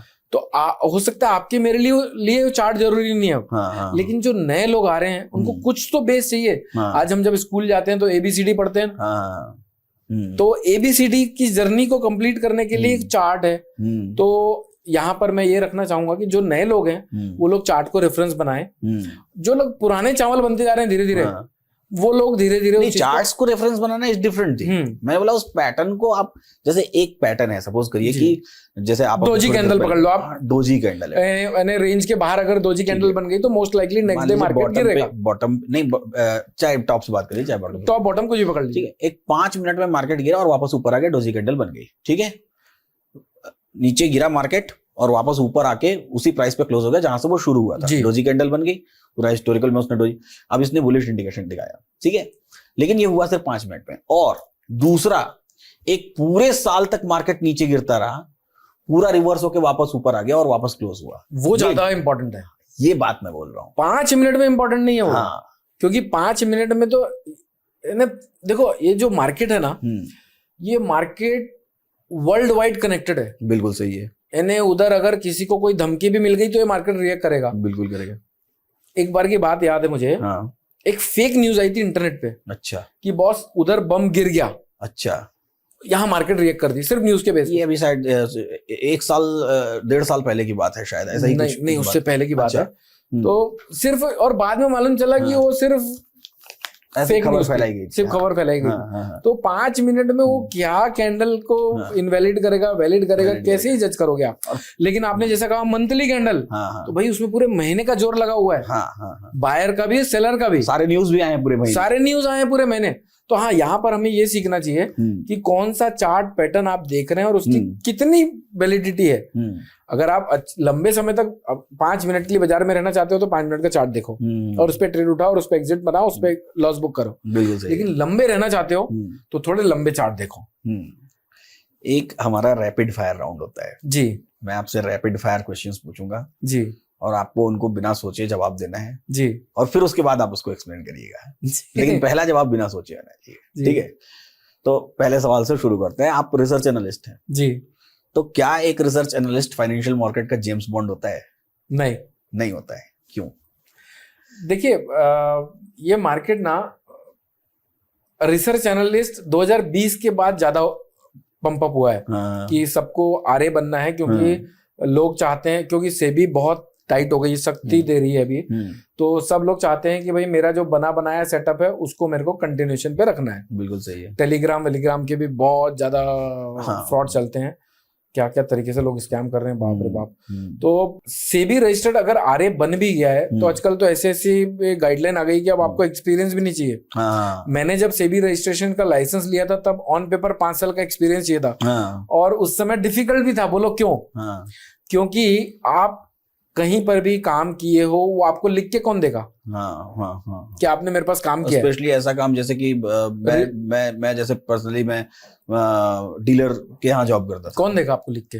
और डीलर के यहाँ जॉब करने वाला बंदा, मतलब कि उसको झाड़ू भी लगाना है, पोछा भी लगाना है, क्लाइंट आएगा उसको चाय भी पिलाना है और ट्रेड भी पंच करने है, वो सारी बातें हैं। तो पहली बात ये तो एक हो गया कि एक्सपीरियंस को वैलिडेट करना। भैया 5 साल तक इस मार्केट में आप विदाउट कोई गलतियां करे किसी के साथ बैठ कर काम करोगे तब वो एक्सपीरियंस लेटर देगा। बिल्कुल सही है। इस मार्केट में इतनी फेक कंप्लेंट्स होती हैं, इतना 19-20 ऊपर नीचे की जर्नी होती है कि आप अपने रिलेशन को कॉन्स्टेंटली एक जगह पे नहीं रख पाते। मेरा ये समझना है कि 10 में से 8 लोग उस रिलेशन को कैरी नहीं कर सकते, बचे 2, उन 2 को फिर भी एक्सपीरियंस लेटर आसानी से मिल सकता है, लेकिन जिसका एक बार भी मालिक के साथ तनकपनी हुई है वो एक्सपीरियंस लेटर नहीं देगा मालिक। बहुत मुश्किल होती है। तो अभी तो बहुत आसान हो गया है। अभी 3 महीने पहले शायद कुछ ऐसा रेगुलेशन आया है जिसमें कंसल्टेशन पेपर आया है, अभी वो इम्प्लीमेंट नहीं हुआ है, वाइट चल रहा है चर्चा, उस पर भी हो सकता है आ जाए। मैं पढ़ के बड़ा खुश हुआ, क्योंकि क्या है, हमको तो 2 एग्जाम देने पड़ते हैं और हर 3 साल में देने पड़ते हैं जी। आईए को हर 3 साल में वो एग्जाम देना पड़ता है। हाँ, सबको यार को लेवल पे। तो पहला लेवल 2 लेवल तीसरी बार मैं पास कर चुका हूँ। थर्ड टाइम मैंने पास किया। और जब पास किया उसके 10 दिन बाद वो मैंने देखा। और सेकंड लेवल में मैं 3 बार फेल होकर चौथे बार पास किया। वो बहुत बहुत टफ हो चुका है। मतलब जो शुरुआत हुई थी वहां से लेके अब तक में बहुत चीजें बहुत ज्यादा डिस्क्राइब्ड और बहुत वेल डिटेल्ड में चली गई हैं। ठीक है, तो मैंने कहा अच्छा, अब लग रहा है कि ऐसा है कि अब 3 साल बाद अब एग्जाम नहीं देना पड़ेगा। नहीं, एग्जाम तो देना पड़ेगा हमको। हमको वहां पर एक अलग चीज है, आपको NISM का एग्जाम तो पास करके रखना ही पड़ेगा। लेकिन आपके लिए वो एक्सपीरियंस की एलिजिबिलिटी नहीं है अब। एक्सपीरियंस तो खत्म कर दिया, नहीं एग्जाम का भी उसमें नोटिफिकेशन में लिखा हुआ है क्या? कुछ ऐसा लिखा हुआ था। हो सकता है मुझसे मिस हुआ हो। एक और आपने क्वेश्चन पूछा कि एक आरए बनने के बाद क्या वो खुदा बन जाता है, कि यही था इनडायरेक्टली। बस। मार्केट के डायनामिक्स इतने खतरनाक हैं, इतना सोशल मीडिया जितना बढ़ेगा उतने मार्केट के डायनामिक्स चेंज होते रहेंगे और खराब भी होते रहेंगे। अच्छा, एक बड़ा अच्छा एग्जांपल है। मेरे ख्याल से, मुझे मालूम नहीं यहाँ पर बोलना नहीं चाहिए, बोलना चाहिए, तो फिर भी दिल में आ रहा है तो बोलता हूँ। अभी हमने देखा, आपने थोड़ी देर पहले कहा था कि वीकली एक्सपायरी बंद हो रही है। ठीक है, क्यों बंद हो रही है, किसी ने सोचा? वीकली ऑब्वियस चीज है कि उसके पीछे लॉजिक सेबी ने दिया था। 24 अगस्त को सेबी का नोटिफिकेशन आया था। इस नोटिफिकेशन में उन्होंने कहा कि ये जो एंड ऑफ द डे पर 3 बजे के बाद की ट्रेडिंग हो रही है, पूरे हफ्ते में जितनी ट्रेडिंग होती है उसका लगभग 93% ट्रेडिंग आखिरी के आधे घंटे में होती है, और वो एक्सपायरी वाले दिन, और वो एक्सपायरी मार्केट में 5 दिन में 6 हो रही है। तो ऑब्वियस सी चीज है कि उसको बंद करना, इतनी हाई वॉल्यूम पर ट्रेडिंग आखिरी के आधे घंटे में डेली होना, वो ऑब्वियस सी चीज है, मार्केट के लिहाज से गलत है। ये तो हमको दिखाया गया है। मैं आपको इसके पीछे का लॉजिक बताता हूँ। एक चीज मान लेते हैं हम, आज निफ्टी का रेट है 23,000। ठीक है, वीकली एक्सपायरी है, आज की वीकली एक्सपायरी थर्सडे है, वीकली एक्सपायरी होने वाला। ठीक है, 23,000 का हम ये सोचते हैं कि लोगों के पास पैसे नहीं है, लोगों के पास पैसे बहुत है, बहुत पैसे लोगों के पास। हाँ, आप और हम सोच भी नहीं सकते कितने लॉट के सौदे डालते हैं। कभी आपने देखा वो 15 पैसे में, 1 रुपए में कितने बायर सेलर पड़ते हैं ना, एक करोड़ लॉट सेलर बायर खड़े होते हैं। Highest open interest, highest volume जाके देखेंगे तो दूर किसी स्ट्राइक में जिसका कोई लेना देना नहीं है मार्केट से, पड़े रहते हैं। अब मैं यहाँ पर बताता हूँ। मान लीजिए आज की एक्सपायरी है, निफ्टी 23,000 पे चल रही है, 23,200 और 22,800 का आप कॉल और पुट दोनों देख लो। हो सकता है कि उसका प्रीमियम 20-30 रुपए रहे। ठीक है, 20-30 पॉइंट रहे। सही है। काफी लोग इंटरनेट पे रुपए बोलते हैं, वो गलत है, मैंने भी बोला, पॉइंट पे रहे। 30 पॉइंट इधर का प्रीमियम है, 30 पॉइंट उधर का प्रीमियम है। मोटा माटी पहले इतने स्पाइक्स भी नहीं होते थे, तो मोटा माटी यहाँ से जजमेंट ही आ जाता है कि ये 22,800 के नीचे नहीं जाएगी और 23,200 के ऊपर नहीं जाएगी। ठीक है। क्योंकि 20 का प्रीमियम, अब कोई चीज एक महीना पहले, 15 दिन पहले 100 पॉइंट पे, 150 पॉइंट पे ट्रेड करा रही थी, डिस्पाइट निफ्टी 23,000 पे थी। ठीक है। तो एक मोटा माटी जजमेंट आ जाता है कि 180 पॉइंट का प्राइस डीके आ चुका है, थीटा की वजह से, तो दोनों जगह एक्सपायरी नहीं आएगी। तो मोटा मोटा जो पैसा लेके रखते थे ना, ये भर के मारते थे सौदा। सही है यार, इसको तो जीरो ही होना है, जीरो आज की एक्सपायरी है। बिल्कुल सही है। वहां से पैसा नहीं बन पा रहा था। अच्छा, मुझे ऐसा लगता है, बाकी इसको मैं वैलिडेट नहीं कर सकता, मेरी सोच है सिर्फ। बिल्कुल सही है कि जब मालूम है कि अरे भाई एक दिन में आकर आपको 500 रुपए मिल रहे हैं पर लॉट पे, 20 पॉइंट है 500 रुपए, बहुत बड़ा पैसा है। अगर आपने 1000 लॉट का सौदा डाला है, कितने रुपए हो जाते हैं वो? 500 गुणा 1000, कितना बड़ा पैसा होता है, बहुत बड़ा है। सही है। तो वो चीज ना हो नहीं पा रही थी मैनेज, और यहाँ पर स्मार्ट मनी आया है पैसा बनाने। ये आपकी अगर स्मार्ट मनी थ्योरी हो सकती है, थ्योरी हो सकती है, मेरा सिर्फ सोचना है ये, इसलिए मैंने कहा कि मुझे बोलना नहीं चाहिए, क्योंकि एक सिर्फ सोच है वो। थ्योरी तो सही है। तो अरे स्पाइक क्यों आ रही थी? सबको पता चल गया था ये बात कि ये 20 वाला जीरो होने वाला है, 20 वाला जीरो होने वाला वो 20 कमाने आया था ना, तो चल 200 देके जाएगा, 200 देके जाएगा। कई बार मार्केट स्पाइक आ रिवर्स हो जा रहे थे। एक नेक्स्ट रैपिड फायर क्वेश्चन फिर से, क्या गोल्ड और क्रूड ऑयल एक दूसरे से जलते हैं? गोल्ड और क्रूड ऑयल नहीं जलते, साथ इनफैक्ट देखो, जैसे अभी रशिया यूक्रेन का जब वॉर हुआ था, रशिया यूक्रेन के पहले हुआ था एक और वॉर हुआ था ना, उस तो भी इजराइल वाला साथ में इजराइल, नहीं इजराइल तो अभी चल रहा है, इसके बाद रशिया के बाद चल रहा है। हाँ, तो जब ये वॉर हुआ था तब क्रूड ऑयल आपका 10,000 रुपए टेस्ट कर चुका था MCX में। अच्छा। उस समय गोल्ड चलता था आपका 49,000 और 50,300 के आसपास चलता था। ठीक है। 50-300 के आसपास। तो वो टाइम पर, वो स्पेसिफिक टाइम की बात कर रहा हूँ, आज की बात नहीं कर रहा, क्योंकि आज क्रूड ऑयल 10,000 से 6,000 पे खड़ा है और गोल्ड 50,000 का 75,000 पे खड़ा है। लेकिन वो टाइम पर दोनों एक साथ भाग रहे थे, यानी गोल्ड भी 60-65,000 हुआ था और क्रूड भी 5,000 का 10,000 हुआ था। तो डिपेंड करता है सिचुएशन टू सिचुएशन। बिल्कुल सही है कि भाई एक दूसरे से जलना है या फिर एक दूसरे के साथ रहना है। हर समय वो एक ही लॉजिक काम नहीं करेगा। क्या गोल्ड प्राइस का प्रेडिक्शन करने पर उसको सही होना एक लॉटरी जीतने जैसा है या कुछ कैलकुलेशन है? यार ये भी डिपेंड करता है कि आप वायदा कारोबार में काम करके क्वेश्चन पूछ रहे हो या फिर फिजिकल में रख के। नहीं, ये वायदा कारोबार मतलब ट्रेड करने की बात कर रहा हूं। मैं तो ट्रेडर के लिहाज से बात कर रहा हूं। ट्रेडर के लिहाज से तो लगेगा, क्योंकि गोल्ड में ना पैसा बनता है मोटा और जाता भी है मोटा। यानी आप मान के, अभी एक्चुअली जब मैं काम करता था बाजार में तब 5500 का भाव था मोटा माटी, तब 1% चलेगा तो कितने रुपए चलेगा? 54-55 रुपए। 5500 का भाव 1% चलेगा तो 55 रुपए। आज 75,000 का भाव है, 1% चलेगा तो कितना होगा? आज 750 रुपए हो गया। 750 रुपए हो गया। यानी वो टाइम पर 1% चलने पर 5400 रुपए की हारजीत होती थी, आज 75,000 की हारजीत होती है। तो आज की डेट में अगर आपने सही पॉइंट पे सही एंट्री कर ली तो आपको मोटा पैसा दे सकता है, मोटा पैसा। लेकिन गलत एंट्री कर ली तो फिर खतरनाक भी साबित हो सकता है। एक रिसर्च एनालिस्ट के जीवन की सबसे बड़ी समस्या क्या है? कंप्लायंस। कंप्लायंस भी नहीं कहना चाहिए, कंप्लायंस की जगह पे हम ये कह सकते हैं ग्रे एरियाज, यानी जो इफ एंड बट वाली सिचुएशन क्रिएट करते हैं। ये सही है या नहीं है? हमें लगता है सही है, लेकिन अगर कभी आप किसी के अथॉरिटीज की रडार में आए तो वही चीज गलत बोल के भी आप पे थोपी जा सकती है। बिल्कुल सही है। तो ग्रे एरियाज नहीं होने चाहिए। एक्चुअली अथॉरिटीज को ये क्लियर करना चाहिए कि क्या करना है। वो ये सब क्लियर कर रही है कि क्या नहीं करना है, ये भी क्लियर करना चाहिए क्या करना है। तो शायद चैलेंजेस कम हो जाएंगे। और दूसरा एक सबसे बड़ा चैलेंज है आरए के लिए कि वो बहुत कम चीजें कर सकता है, और जो अनरजिस्टर्ड है वो सब कुछ कर सकता है जब तक वो पकड़ा ना जाए। लेकिन वो तो एक अलग ही एरिया हो गया। तो वही बात हो गई कि वो पैसा बना रहा है और हम बिजनेस बना रहे हैं। हाँ, समस्या यहाँ इसको इस लिहाज से, इस एंगल से नहीं देखते हैं हम इसको। ट्रेडर के एंगल से, क्लाइंट के एंगल से अगर हम देखें तो आप एज अ रजिस्टर्ड एंटिटी या रेगुलेटेड एंटिटी जब आप काम कर रहे हैं तो आप एक सोशल रिस्पॉन्सिबिलिटी के लिए काम कर रहे हैं। 100%। आप उस समाज को कुछ देने के लिए काम कर रहे हैं। आप उस समाज से उसके एवज में भले ही फीस ले रहे हैं, बट लेकिन उस फीस का एक दायरा है कि एक लिमिटेशन है, जिस लिमिटेशन के अंदर आप ले रहे हैं, और साथ ही साथ आपकी रिस्पॉन्सिबिलिटीज भी हैं। आप पूरी जिम्मेदारी के साथ काम कर रहे हैं। आप ये नहीं कह सकते कल को बैठ के कि मेरे पास 5,000 रुपए लगाओ, मैं 3 दिन में आपको 50,000 रुपए वापस कर दूंगा। यस, और यही चीजें का फायदा उठा रहे हैं जो अनरजिस्टर्ड है।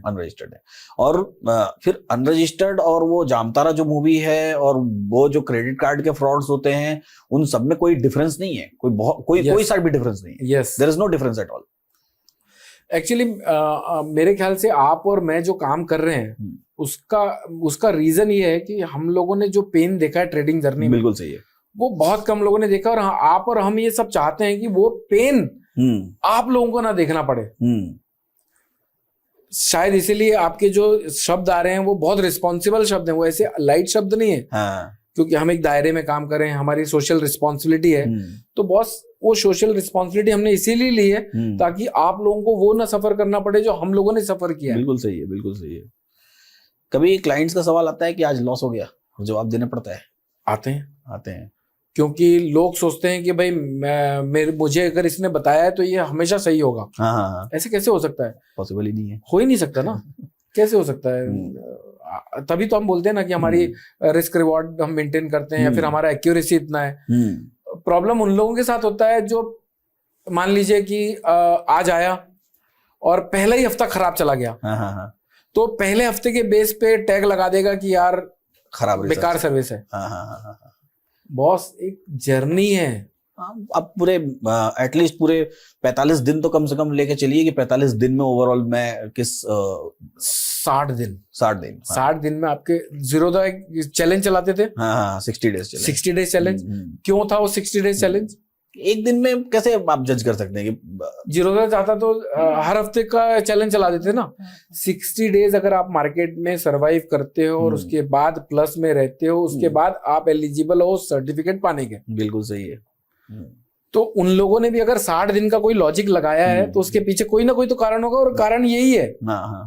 आज हमें कोई भी बुरी आदतों को छोड़ने के लिए डॉक्टर बोलते हैं कि भाई 2 महीना 3 महीना इस चीज से दूर हो जाएगा, हो सकता है छूट जाएगी। हाँ। बिल्कुल सही है। तो वो करना पड़ेगा आपको। अगर मार्केट एक क्लासरूम होती, पूरा बाजार gold silver crude Nifty bank Nifty, सबसे शरारती स्टूडेंट कौन होता? गोल्ड सिल्वर नहीं, एक और चीज ऐड करो इसमें, नेचुरल गैस। अच्छा, क्योंकि मैं इसको बोलता हूँ अपने वीडियोस में कि इसको मिर्गी की बीमारी लगती है। अच्छा, मिर्गी की बीमारी मेरे ख्याल से सबको पता ही होगा। ना। बिल्कुल। उसका इलाज कैसे होता पता है आपको? जूता वगैरह जूता सुंघाते हैं उसमें कि भाई इसको मिर्गी की बीमारी दूर हो जाए। उसका लॉजिक क्या आपको पता है? कुछ नहीं, मैं उसका लॉजिक नहीं पता। डॉक्टर से पूछेंगे, डॉक्टर कहेगा बेवकूफ बनाने वाली बात। उसका जूता सुखाते हैं। तो नेचुरल गैस जो है वो अचानक से भगना चालू होती है तो 20-30% भग जाती है। अच्छा। अचानक से टूटना चालू होती है तो 20-30% टूट जाती है। अच्छा। और एक्चुअली और इसको थोड़ा सा अपन इसमें और चीजें जोड़े तो जो भी फीमेल साउंड करते हैं नाम, जैसे नेचुरल गैस हो गई, ठीक है, जैसे बैंक निफ्टी हो गई, जैसे सिल्वर हो गई, तो ये आपको बोलने पर लगते हैं ना थोड़े फीमेलिज्म नाम है। अच्छा। जैसे अमित नाम बोलेंगे तो मेल नाम आता है, सिल्वर बोलेंगे तो थोड़ा सा लगता है फीमेल कैरेक्टरिस्टिक ज्यादा होंगी इसमें। चांदी जैसा रंग है तेरा। चांदी जैसा रंग है तेरा। तो उसमें जिसमें भी थोड़े से फीमेल कैरेक्टरिस्टिक फील आता है जिसके नाम पर, वो सारी थोड़ी खतरनाक होती है। फीमेल तो निफ्टी में भी आता है। नहीं, निफ्टी में नहीं आता। निफ्टी में जाएगी, निफ्टी आएगी। एक्चुअली उसको फिर निफ्टी जाएगा बोलना चालू कर देता हूं। अच्छा, सही है। एक कभी ऐसा हुआ है कि आप जैसे ये करते हैं, जैसे हम लोग बातें कर रहे हैं, पॉडकास्ट कर रहे हैं, तो डिफरेंट आप अपने वीडियोस में बात करते हैं, तो डराते हैं आप क्लाइंट्स को कि मार्केट से डरो, दूर रहो? डराता तो नहीं हूं। मैं ये कहता हूं कि बॉस, एक्चुअली मेरा ये समझना है कि मार्केट में लॉसेस क्यों हो रहे हैं लोगों को। आप बता सकते हैं उसका कोई रीजन? सिंपल साइकोलॉजिकल रीजन है, एकदम सिंपल सी बात है। आप बाजार को एक्सपीरियंस नहीं करेंगे तो बाजार आपको पैसा नहीं देगा। जी, ये डर है। इस बाजार को फील करना पड़ेगा, मतलब उसको एहसास करना पड़ेगा। आप सिर्फ जाएं और उससे कनेक्ट बनाना पड़ेंगे, कनेक्शन बनाना पड़ेगा, तब जाके आप बाजार ये सारे रीजन है, लेकिन सबसे बड़ा रीजन है डर। अगर आपने डर को हटाया तो उसके बेनिफिट क्या क्या होते हैं?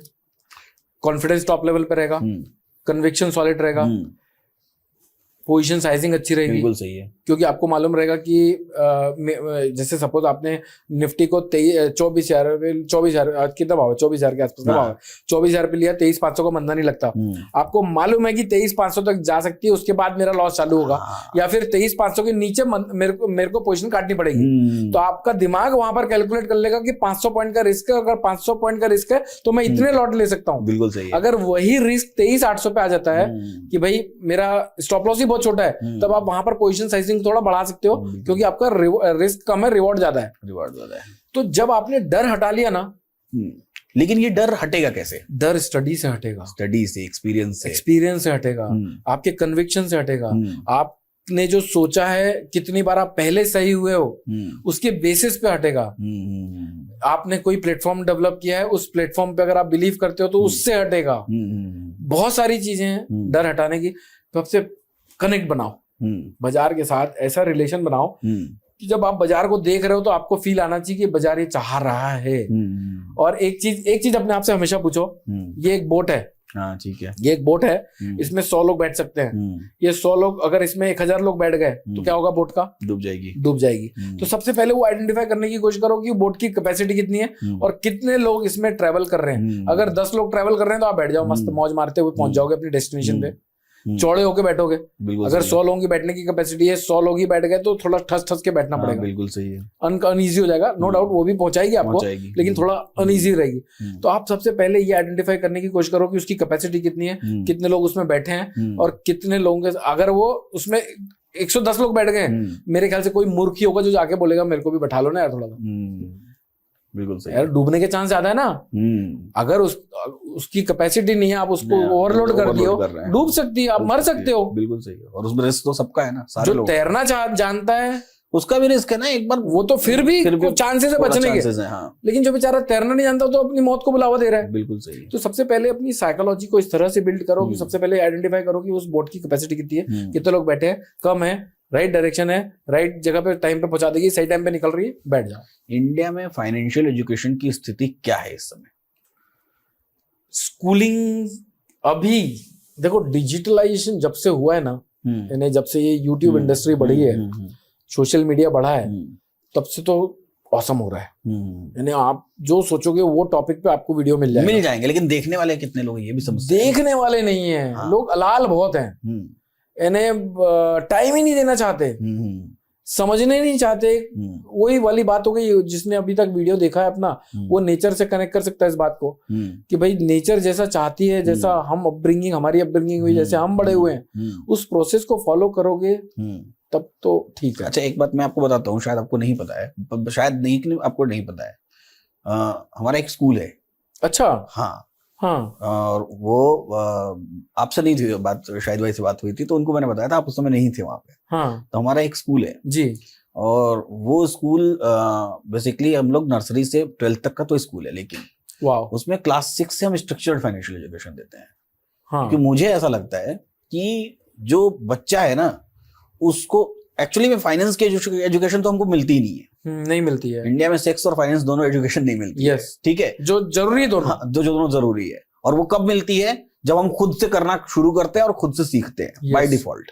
ठीक है, तो होता क्या है कि बच्चा जब एकदम छोटा है, अगर उस समय से उसको ये चीजें सिखाई और पढ़ाई जानी शुरू की जाए, बताया जाना शुरू की जाए कि भाई जीवन में तुमको यही करना है, इसके अलावा तुम्हारे पास तो कोई काम नहीं, कोई सा भी काम, आप डॉक्टर भी बन जाएंगे, इंजीनियर, फाइनेंस मैनेज करना ही पड़ेगा, फाइनेंस तो आपको मैनेज करना पड़ेगा। आज आप खुद से देखिए, आपके कितने क्लाइंट्स, उसमें न जाने कितने डॉक्टर्स होंगे, न जाने कितने इंजीनियर्स होंगे, न जाने कितने अच्छे डेजिग्नेशन पर बैठे हुए IAS IPS या किसी रैंक पर बैठा हुआ अधिकारी भी हो सकते हैं।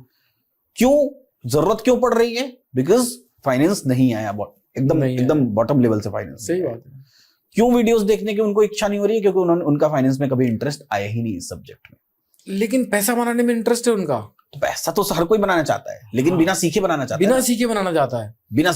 तो फाइनेंस मुझे ऐसा लगता है कि तो कंपलसरी। अच्छा, मैं एक चीज पूछना चाहता हूँ आपसे, आपका जो स्कूल में ये एडिशनल सब्जेक्ट करके रखा हुआ है? सीबीएसई के साथ एडिशनल। अच्छा, सीबीएसई प्लस हमारी तरफ से, हमारी स्कूल की तरफ से कंपलसरी है? हाँ, ये कंपलसरी एडिशनल। तो मैं चाहता हूँ कि जो बेस लेवल होता है ना, वहां से क्लैरिटी शुरू हो। यस। जब वहां से क्लैरिटी शुरू होगी तो जो आप बोले डर, वो डर ऑटोमेटिक खत्म हो जाएगा। यस। क्योंकि डर हमको, मैं को कोई बोले कि आपको जाना है 10,000 फीट ऊंचाई पर, आपको पैराशूट बांध दिया जाएगा और पैराशूट खुल जाएगा, आराम से उतर जाओगे, मैं नहीं कूद सकता। क्योंकि मुझे क्या है, मुझे उसका एक्सपीरियंस नहीं, और जब एक्सपीरियंस नहीं तो मुझे डर है। सही बात है। तो डर एलिमेंट ऐसे हट सकता है कि हम अपने एजुकेशन सिस्टम को स्ट्रॉन्ग करें, फाइनेंशियली बच्चों बचपन से उनको सिखाएं। आज मैं अपने बच्चों को जब बर्थडे होता है तो मैं उनको कैश देता हूँ। अच्छा। और उनको बोलता हूँ कि मम्मा को देना है, मम्मा को बोलना बैंक में डिपॉजिट करे। और मैं उनको ये भी बोलता हूँ कि बेटा मम्मा के साथ जाना बैंक में, और मम्मा को बोलता हूँ कि मम्मा तुम इनको बैंक लेके जाना, ताकि उनको एक प्रोसेस पता चले। बैंक में जाएंगे, फिर डीमैट अकाउंट, उनको बोलता हूँ कि मम्मा के पीछे लगना कि इसको मेरे डीमैट अकाउंट में ट्रांसफर करो, मेरे लिए इसके स्टॉक खरीद के दो, मेरा बर्थडे गिफ्ट। तो प्रोसेस सिखाते हैं हम लोग प्रैक्टिकली कि भाई ये तुझे मिला है तो इसको आइडियल कबर्ड में नहीं रखना, क्योंकि आज आप 1 लाख रुपए कबर्ड में रखोगे या फिर तिजोरी में रखोगे और उसको 1 साल बाद निकालोगे तो 93,000 रुपए की वैल्यू रखेंगे। बिल्कुल सही है। तो उसको हम ये भी बताते हैं कि भाई इसको कबर्ड में ना रख के बैंक में डिपॉजिट करो, बैंक में डिपॉजिट करके इन्वेस्टिंग में कन्वर्ट करो, तब तो वो प्रोडक्टिव हुआ। बिल्कुल सही है, बिल्कुल सही है। तो इस तरह से हमें अपने घरों में भी लोगों को, अपने बच्चों को एजुकेट करना चाहिए, क्योंकि हर एक चीज की शुरुआत अपने घर से पहले होती है। और इन्वेस्टमेंट के मामले में मेरा एक और बड़ा इंटरेस्टिंग फैक्ट है कि हम इन्वेस्टमेंट जनरली बहुत देरी से करना शुरू करते हैं। अभी भी गवर्नमेंट की एक रिसेंट पॉलिसी आई है, वात्सल्य एनपीएस। जी।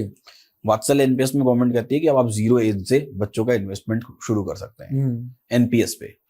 एनपीएस का मतलब 0 एज यानी होने से पहले? नहीं, हो गया होने के बाद, फर्स्ट डे से। हाँ, अब एनपीएस का मतलब क्या? पेंशन। मतलब आप उस बच्चे के पेंशन की तैयारी शुरू कर सकते हैं।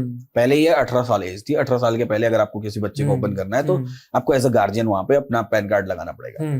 ठीक है। अब वो वात्सल्य एनपीएस उन्होंने शुरू किया है, यानी कि एकदम जैसे ही बच्चा पैदा हुआ आप उसके रिटायरमेंट की तैयारी शुरू कर दो। होना चाहिए, बिल्कुल होना चाहिए। क्योंकि लोग कहते हैं कि जब मैं थोड़ी जिम्मेदार हो जाऊंगा तो फिर मैं इन्वेस्टमेंट करूंगा। जब पहले सैलरी मिली तो पहले तो मम्मी पापा के लिए कपड़े खरीद दिए। यहाँ पर ना मेरे को ऐसा एक और स्टैंड है मेरा। मेरे को लगता है कि ऐसा नहीं कि सारे पॉलिटिशियन खराब हैं, लेकिन कुछ ऐसे एलिमेंट है हमारी सोसाइटी में जो चाहते नहीं कि सोसाइटी आगे बढ़े। यानी एक तो फ्री वाला सिस्टम खराब है, और वो चाहते नहीं कि लोग इतने होशियार हो जाएंगे हमसे आगे बढ़ जाएं। बिल्कुल सही है। यानी यहाँ पर पता नहीं क्या, मैं को क्या सोच लेके चल रहे हैं। नहीं लूंगा, बिहार के, आप खुद समझ जाएंगे। बिहार के एक्स चीफ मिनिस्टर कहते थे कि अगर लोग पढ़ लिख जाएंगे तो मुझे वोट क्यों देंगे। देखो, अगर सड़कें बन जाएंगी तो मुझे वोट क्यों मिलेगा, अगर बिजली मिल जाएगी सबको, जब सबको सब कुछ मिल जाएगा तो मुझे वोट क्यों देंगे।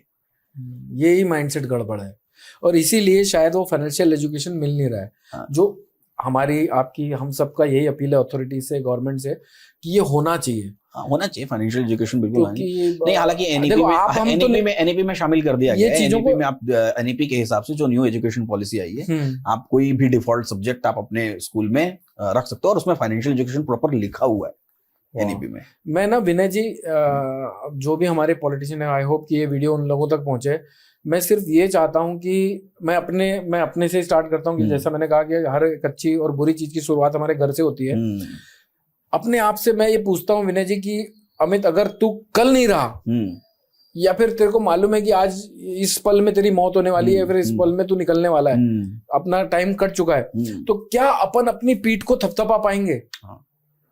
अगर आपको अपनी अंतरात्मा से आंसर मिलता है हाँ, तो आप अच्छा काम कर रहे हो। बिल्कुल सही है। और अगर आप ये अपने अंदर ही डाउटफुल सिचुएशन बना के रखे हो तो बहुत अच्छा काम करना स्टार्ट कर दो। आपका हमारा कोई वजूद नहीं रहेगा। 10-15 दिन लोग रोएंगे, फूल माला टंगाएंगे, अगरबत्ती लगाएंगे, लेकिन उसके बाद भूल जाएंगे, आपके काम को याद रखा जाएगा। बिल्कुल सही बात।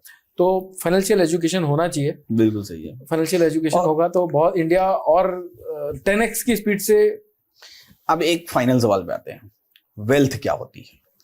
सुकून थोड़ा और डिस्क्राइब करिए। देखिए, पैसा तो मैंने भी बहुत कमाया है, और पैसा मेरे ख्याल से हर कोई एक पॉइंट ऐसा आता है लाइफ में कि इंसान पैसा कमा लेता है, लेकिन सुकून कमाना एक बहुत बड़ी बात होती है। जैसे कि मैं आज काम क्यों कर रहा हूँ, आप में से काफी लोग बोलेंगे यार अगर पैसा कमा लिया है तो फिर यहाँ बैठ के क्यों ही इतनी ज्ञानबाजी चालू है। तो जब मैं मार्केट में काम करना स्टार्ट किया था तो मेरा एक ही विजन था और एक ही विजन है आज भी कि अपने को इंडिया को सर्व करना है और पैसा बनाना है अपने को फॉरेन से। अच्छा। तो वो लेवल तक अभी हम नहीं पहुंचे हैं, इसलिए हम काम कर रहे हैं। पैसा तो एक अलग चीज हो गई, पैसे कमाने से सुकून नहीं मिलता। सुकून आपने जो अपने लिए देखा है आप उसको पा लेते हो तो सुकून मिलता है। जैसे कि आपको कोई लड़की पसंद आती है, आप अगर उसको पालोगे तो आपको सुकून मिलेगा, बिल्कुल सही है। और नहीं पाओगे तो चाहे फिर आपको, मैंने ऐसे भी लोग देखे हैं इतनी सुंदर लड़की से उसकी शादी हो रही है लेकिन उसका दिल अटका किसी ऐसी पे जो उससे भी नीचे कंपैरिजन नहीं है, लेकिन वो सुकून नहीं मिल रहा उसको। तो वो सुकून एक अलग चीज होती है, यानी सेटिस्फेक्शन लेवल कह लो उसको आप। वैसे आपका सुकून? मेरे हिसाब से ऐसे सुकून तो नंबर्स के अंदर है। जब आप नंबर्स के अंदर चले जाएंगे तो आप सुकून में हैं। मेरे हिसाब से वेल्थ मतलब एक आपने जबरदस्त फाइन डेफिनेशन दिया कि सुकून इज वेल्थ, कि जहां आप सुकून फील करना शुरू हुए, हाँ ठीक है। इसके बाद मेरे पास मेरे हिसाब से वेल्थ क्या है पता है? एक तो पहले तो एक as a trader, as a investor, आप जब तक जीवित हैं तब तक आप अपने आप को सक्सेसफुल नहीं कह सकते। पहली बात, क्यों नहीं कह सकते? कोई एक हवा का झोंका आएगा, आपने एक गलती की और सब खत्म। यस, ठीक है। तो पहली बात तो ये कि जब आप मर जाएंगे और आपके बच्चे बोले कि हाँ मेरे पिताजी या मेरी माताजी मेरे लिए ये छोड़ के गए हैं, तो पहली बात तो आपका एक्चुअल अर्निंग वो है, तब आप कहलाएंगे कि हाँ वो सक्सेसफुल थे एज ए इन्वेस्टर या एज अ ट्रेडर। इसी के लिए हम एक सीरीज चलाते हैं। हाँ। उस सीरीज का नाम है हर घर वॉरेन बफे। अच्छा। मैं उसमें उस सीरीज में ये बोलता हूँ कि आज हम जो मिडिल क्लास लोग होते हैं वो ना, मान लीजिए कि आज उनको एक मूवी जाने का मन है फैमिली के साथ, तो वो क्या अल्टरनेट ऑप्शन देखते हैं कि यार सपोज एक मल्टीप्लेक्स है और एक स्टैंड अलोन एक थिएटर है, वो भी अच्छा है, ये भी अच्छा है, यहाँ पर अवेलेबिलिटी ज्यादा है, यहाँ पर क्राउड अच्छा है, यहाँ पर उतना अच्छा क्राउड नहीं है। तो एक मिडिल क्लास फैमिली क्या सोचती है, यहाँ पर टिकट 100 रुपए का है, यहाँ 400 रुपए का है, यहाँ पर भी वही देखने मिलेगा, यहाँ पर भी वही देखने, यहाँ चलते हैं, यहाँ पॉपकॉर्न भी 50 रुपए का मिलेगा, यहाँ पर 500 रुपए का मिलेगा। टिकट 400 रुपए की ना, पॉपकॉर्न 600 रुपए का होगा। वो वैसी स्टैंडर्ड जो अपने स्टैंडर्ड को बढ़ा के आ रहा है वो प्राइस को भी बढ़ा के पैसे पेमेंट करेगा। तो यहाँ पर जाना पसंद करते हैं और सोचते हैं कि आज मैं पैसा बचा लूं, मेरे बच्चों के काम आएगा, मेरे बेटी की शादी में, एजुकेशन में, कोई भी चीज का काम आएगा। तो मैं वो समझाता हूँ अपने लोगों को कि बॉस ये जो आपका टाइम है ये वापस नहीं आने वाला, वापस नहीं आएगा। अगर आपका दिल करता है नहीं यहीं जाना चाहिए तो आप यहीं जाओ, यहाँ मत जाओ। और अगर आपका दिल कहता है कि नहीं मैं यहाँ से सेटिस्फाइड हूँ, यहाँ से ज्यादा, तो यहाँ जाओ। बिल्कुल सही है। तो आप अभी आप जो 1000 रुपए बचा रहे हो, आपने मान लीजिए यहाँ पर 200 रुपए खर्च करके मूवी देखी, यहाँ पर 1000 रुपए, 800 रुपए बचाया, आपने सोचा कि फ्यूचर में काम आएगा, बिल्कुल सही, 800 रुपए बचा लिया। मैं कहता हूँ उस 800 रुपए को इन्वेस्ट कर दो और let the company work for you. आज एचडीएफ आईटीसीएस में 5 लाख से ज्यादा एम्प्लॉइज काम करते हैं। टीसीएस क्यों बना हुआ है? कंसल्टेंसी सर्विसेज देते हैं और उनका सॉफ्टवेयर उनका पर्पस क्या है? वो तो बिजनेस का प्रोडक्ट है, to give the job, just job देना ही उनका पर्पस है। जॉब देना है, कंपनी बनाना है, पैसे कमाना है, सैलरी का देना है। एक अपने इंडिया की टॉप 1 कंपनी में 15 लाख करोड़ के आसपास का उसका मार्केट कैप है। बिल्कुल सही है। तो आज टीसीएस के जो 5 लाख एम्प्लॉय काम कर रहे हैं, वो जब तक प्रॉफिट जनरेट नहीं करेंगे तब तक कंपनी आगे नहीं बढ़ेगी। बिल्कुल सही है। यानी कि टीसीएस चाहता है प्रॉफिट कमाए, तो अगर वो चाहता है प्रॉफिट कमाए, तो अगर आपने टीसीएस में इन्वेस्ट किया है, अगर उसको प्रॉफिट होता है तो उसकी वैल्यू बढ़ेगी, उसकी वैल्यू बढ़ेगी तो उसका शेयर आपको भी मिलेगा। बिल्कुल सही है। तो अल्टीमेटली अगर आपने टीसीएस में इन्वेस्ट कर दिया है तो 5 लाख लोग आपके लिए काम कर रहे हैं। बिल्कुल सही है। आप यहाँ मौज मारो ना, पिक्चर देखो ना। बिल्कुल सही है। Let TCS 5 lakh employees work for you. पैसे को आपके लिए काम करने दीजिए, पैसे के लिए काम आप मत करिए, कॉम्प्रोमाइज मत करिए, ट्रेडिंग करिए। नहीं करना चाहते अलग बात है, आपके अगर दूसरे सोर्सेस हैं तो आप वहां से पैसा बचाइए, इन्वेस्टिंग करिए और लाइफ को जिए। तो और दूसरी बात, अब वेल्थ को फिर मैं कंटिन्यू करता हूं जी।